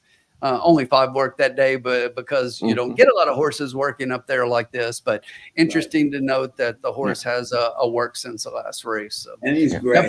Definitely looks like he's on his toes and ready to go. And a hot take too with the Whitehall thing. I'm gonna say something that's gonna be a little hot takey. I don't think it's Whitehall's just good at the routes anymore, which I mean, I do notice that he is doing better at the routes than the sprints. I'm thinking it's more of 2 things. The horses that we love week in and week out again, they haven't been doing as good at Assiniboia Downs as they did last few years. Might be a changing of the guard, especially with that. And the barns are not, like the Brown barns are not winning. Gourneau obviously is not doing anything because we know why, but the just the normal people that we see the past few years are not winning as much as they used to. Is that a hot take? And he's stuck in those same barns because he was winning with them. What's his name's really struggling. His other Brown isn't doing a whole bunch of them haven't done as well as they used to. Some new shooters, Yeah, so I thought that would be kind of I've been waiting for that hot take, and I've been watching it the past few weeks. I'm thinking, is it just the fact that Whitehall's doing better at the long distance races, Or is it because those horses are holding up better than the sprinters are of the past that we've been loving and seeing every week basically at this track? Just a thought. Dan says, I think it'll be pretty crowded on the front end and play again to the back track bias. 1 didn't get up last race and 9 will be pretty far back. No, 4, 8 to me seemed pretty logical. Okay. Frank loved lab rat here. And Frank's alive like 5 horses in the pick 5. So bring it home, Frank. That'd be awesome.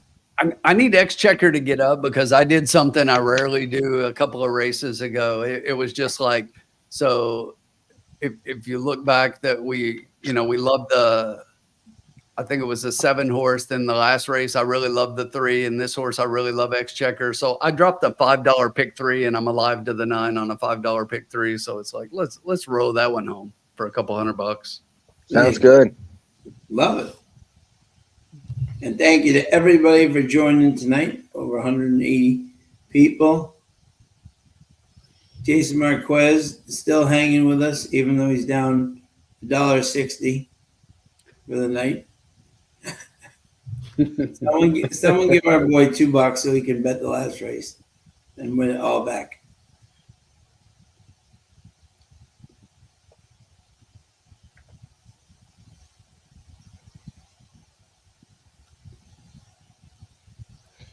I'm not surprised that the 9 horse is second choice to the 3 in the doubles.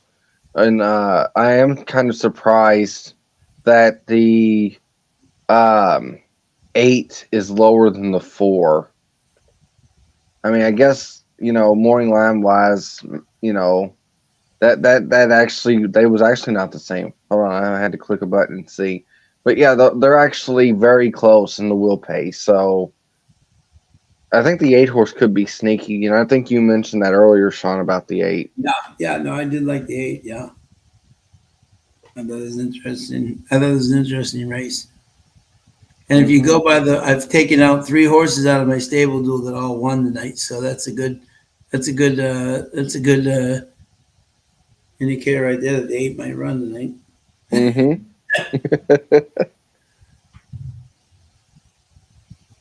Spicy shrimp lo mein. Nice, Todd. Wow. That's good.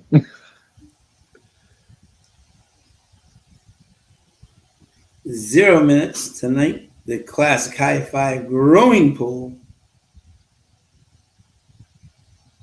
Hope everybody has a great week this week. We're finally getting some nice cooler weather up here after a lot of humidity. Yeah, I was wondering how bad Debbie was for you, Sean, up there. The what? The tropical storm Hurricane Debbie. We didn't get it. We got rain for one night, and it wasn't that. I mean, it was rain. It was didn't want to be driving through it, but compared to what some of our friends in North Carolina and what they got, we got nothing versus what they got. Well, that's good at least. And anybody's in that region, my thoughts and prayers to everybody down there. Mm-hmm. All right.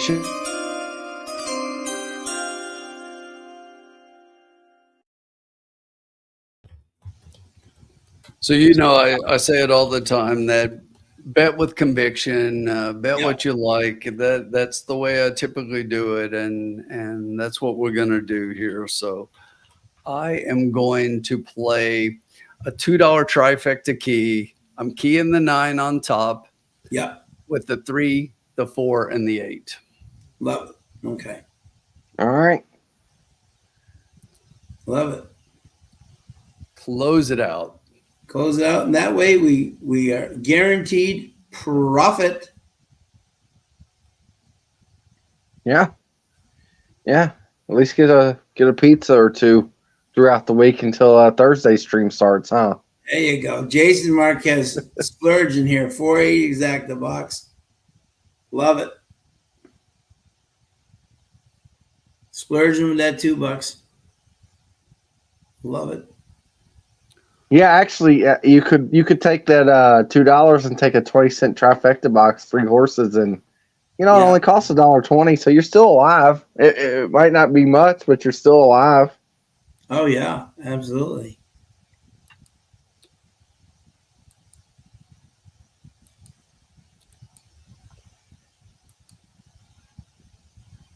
Tim, have you heard anything further on what Carson was saying last week? Do we think that Ellis will be the Churchill for? I'm not hearing that anywhere. I don't know. And she's down there, so maybe she's heard some things I haven't. Dennis, have you heard anything about that? About what? Can you go into detail on that? They may replace Ellis at Ellis. Really? Yeah, because of the turf course, they can't run turf races at Churchill. It really kills them. I'm fine. I would actually be fine with that because I ain't gonna lie. Whenever the turf course was first doing that, I went over to simulcast and a buddy said, "Go look at the turf course." I said, "What do you mean, go look at the turf course?" What? Oh, we ain't gonna have turf racing. That's exactly what went through my mind, and so I just was shocked that they even did that. I don't even think we'll have it in November, but I hope it's too early to tell. But I do think it would be smart to run at Ellis. I'm fine with that, especially the September meet.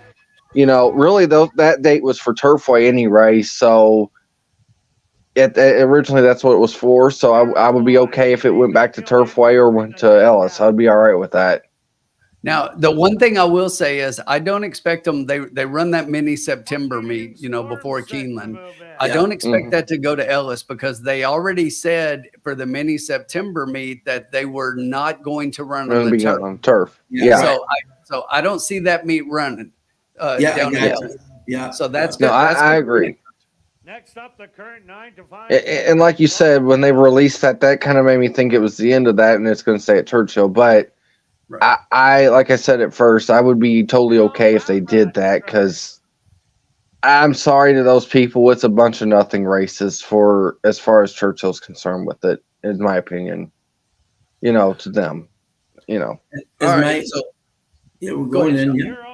As my good buddy from one of the farms said to me at Saratoga, "Hey Churchill, Keeneland's got bluegrass. That's why our turf course looks good." It's natural bluegrass.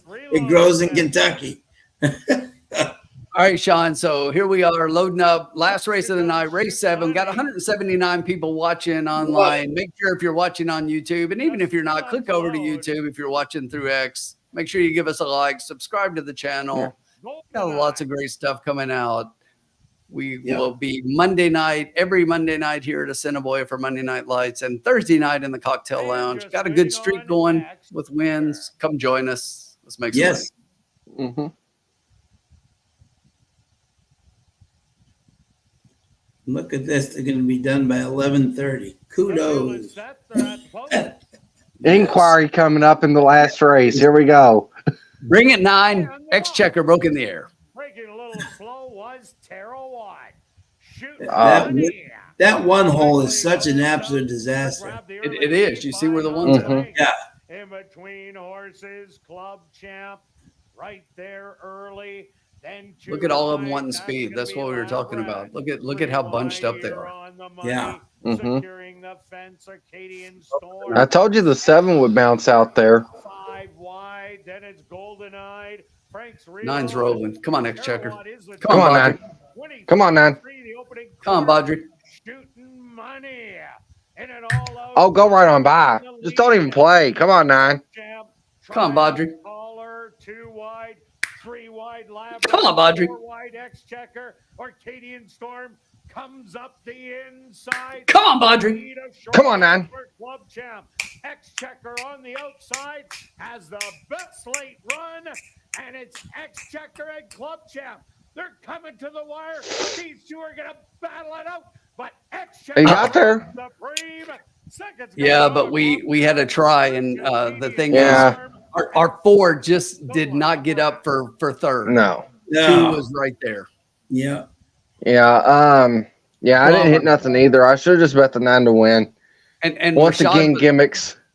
Rashad was coming with that 4. He just was coming a little bit late. Yeah. Now, see, Tim, why didn't you just bet $129 to win on the 9? Look, I love that 9. Here's the thing. I have a $5 pick 3 with that 9 . So that's a couple $100 bucks. Exactly. Bringing it home. I bet a straight pick 3. Wow. There you go. Look at that. Good job, Alex. Everybody coming up. Exactly. Loved Exchequer there. And oh, by the way, that's my one pick and stable duel. Let's go. Exactly. There we go. Can that move you up a little bit? Oh, yeah. So I'm sitting in 9th right now. Some guy right above me in 8th, El Hombre, if you've ever heard of him. Yeah. And so Papa's Picks is in 6th right now, but I do have the winner. El Hombre does not have the winner. The person in front of him is done. I'm moving up at least 2. Papa's got the 5. I'm moving up in front of him. Begsy's got Exchequer, so I won't pass him. Senor Stable's got Exchequer. Libations has the 2, who finished 3rd. How many points is he ahead of me? I'll pass him. So, yeah, I'll definitely cash. Good job. Second goes to number 3, Club Champ. 3rd to number 2, Acadian Storm. 4th to number 4, Labrat. Loved the 9 there. Wow, 7-2. That's a good price. Yeah. I can't believe this exact is paying $20. That's incredible. Wow. Love to see it. Love to see it. That's what I played. I played 9-3. Exact about. I was trying to beat the 3 out for second, and I would at least got my money back if I threw the 3 in there. Who says on that one that Antonio wasn't trying? He was trying, you know? Yeah.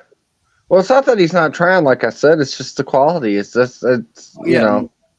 And you know, that was a 5.5, right? So I mean, he was right there. Yeah. He was right there. He just got beat by a better horse today. But look, the connections now that that Keplin's had this horse for 3 races and he's 3 for 3. Nice job, bud. Small pick 3. Nice job, bud.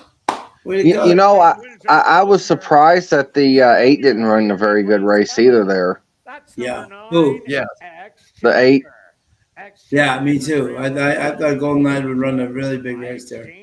So my straight up $5 pick 3 got me $205. $5 gets me $205. So a $200. Beautiful. We'll take that. We'll take that.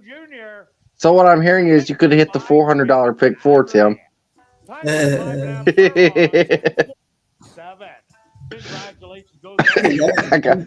had to. No, I was looking back, but no, because that was I did not have that 7 in that race. No, I don't blame you. I was just having to tease you. No, it's fine. I don't mind. Oh, you don't mind when, especially when you're cashing tickets that pay that good, huh? Tease me all night long. Make fun of me. I'm a joker as far as you're paying me. Well, we go out profitable. We go out profitable in the lounge. I go out profitable. I think we had a few people profitable. Yes, we had people did a great job tonight. Everybody, thank you always for joining us tonight. And we will see Tim. Tim, are you going to be in the lounge on Thursday? Because Tim's been on fire in the lounge, folks. So. But we'll see. I will. I'll be in the lounge, and we probably won't get any airtime, but maybe we can get a comment or two from SPN Nation himself, who's actually going to be on track while we're playing Woodbine this Thursday. Yes, we might. Yeah, we might. There might be a guest appearance briefly from Woodbine directly, exactly, nice. Which would be fun. But my boy Tim has been on an absolute roll. I think Keith may be joining you on Thursday. I think a few of the other prophets are talking about joining on good. Thursday. Awesome. Yeah. Good. Should be a good time. Yeah, everybody tune in with the Tim man. He's been on fire at Woodbine, and I will be back next week for sure. But Zach, anything on Woodbine, I will be giving hints as I hear whatever. So. Absolutely. Dennis, thanks for joining us. Good hit in that last race. Yeah, I hated being here the entire time. No, I'm kidding. It was great. We hated you being here too. That's what took so long for y'all to respond. No. you won't be invited back. Oh, great. No. Only All right. winners. Good night, everybody. Have a great week. Good night. We'll see you Thursday Great job, night everybody. in the cocktail lounge. See ya.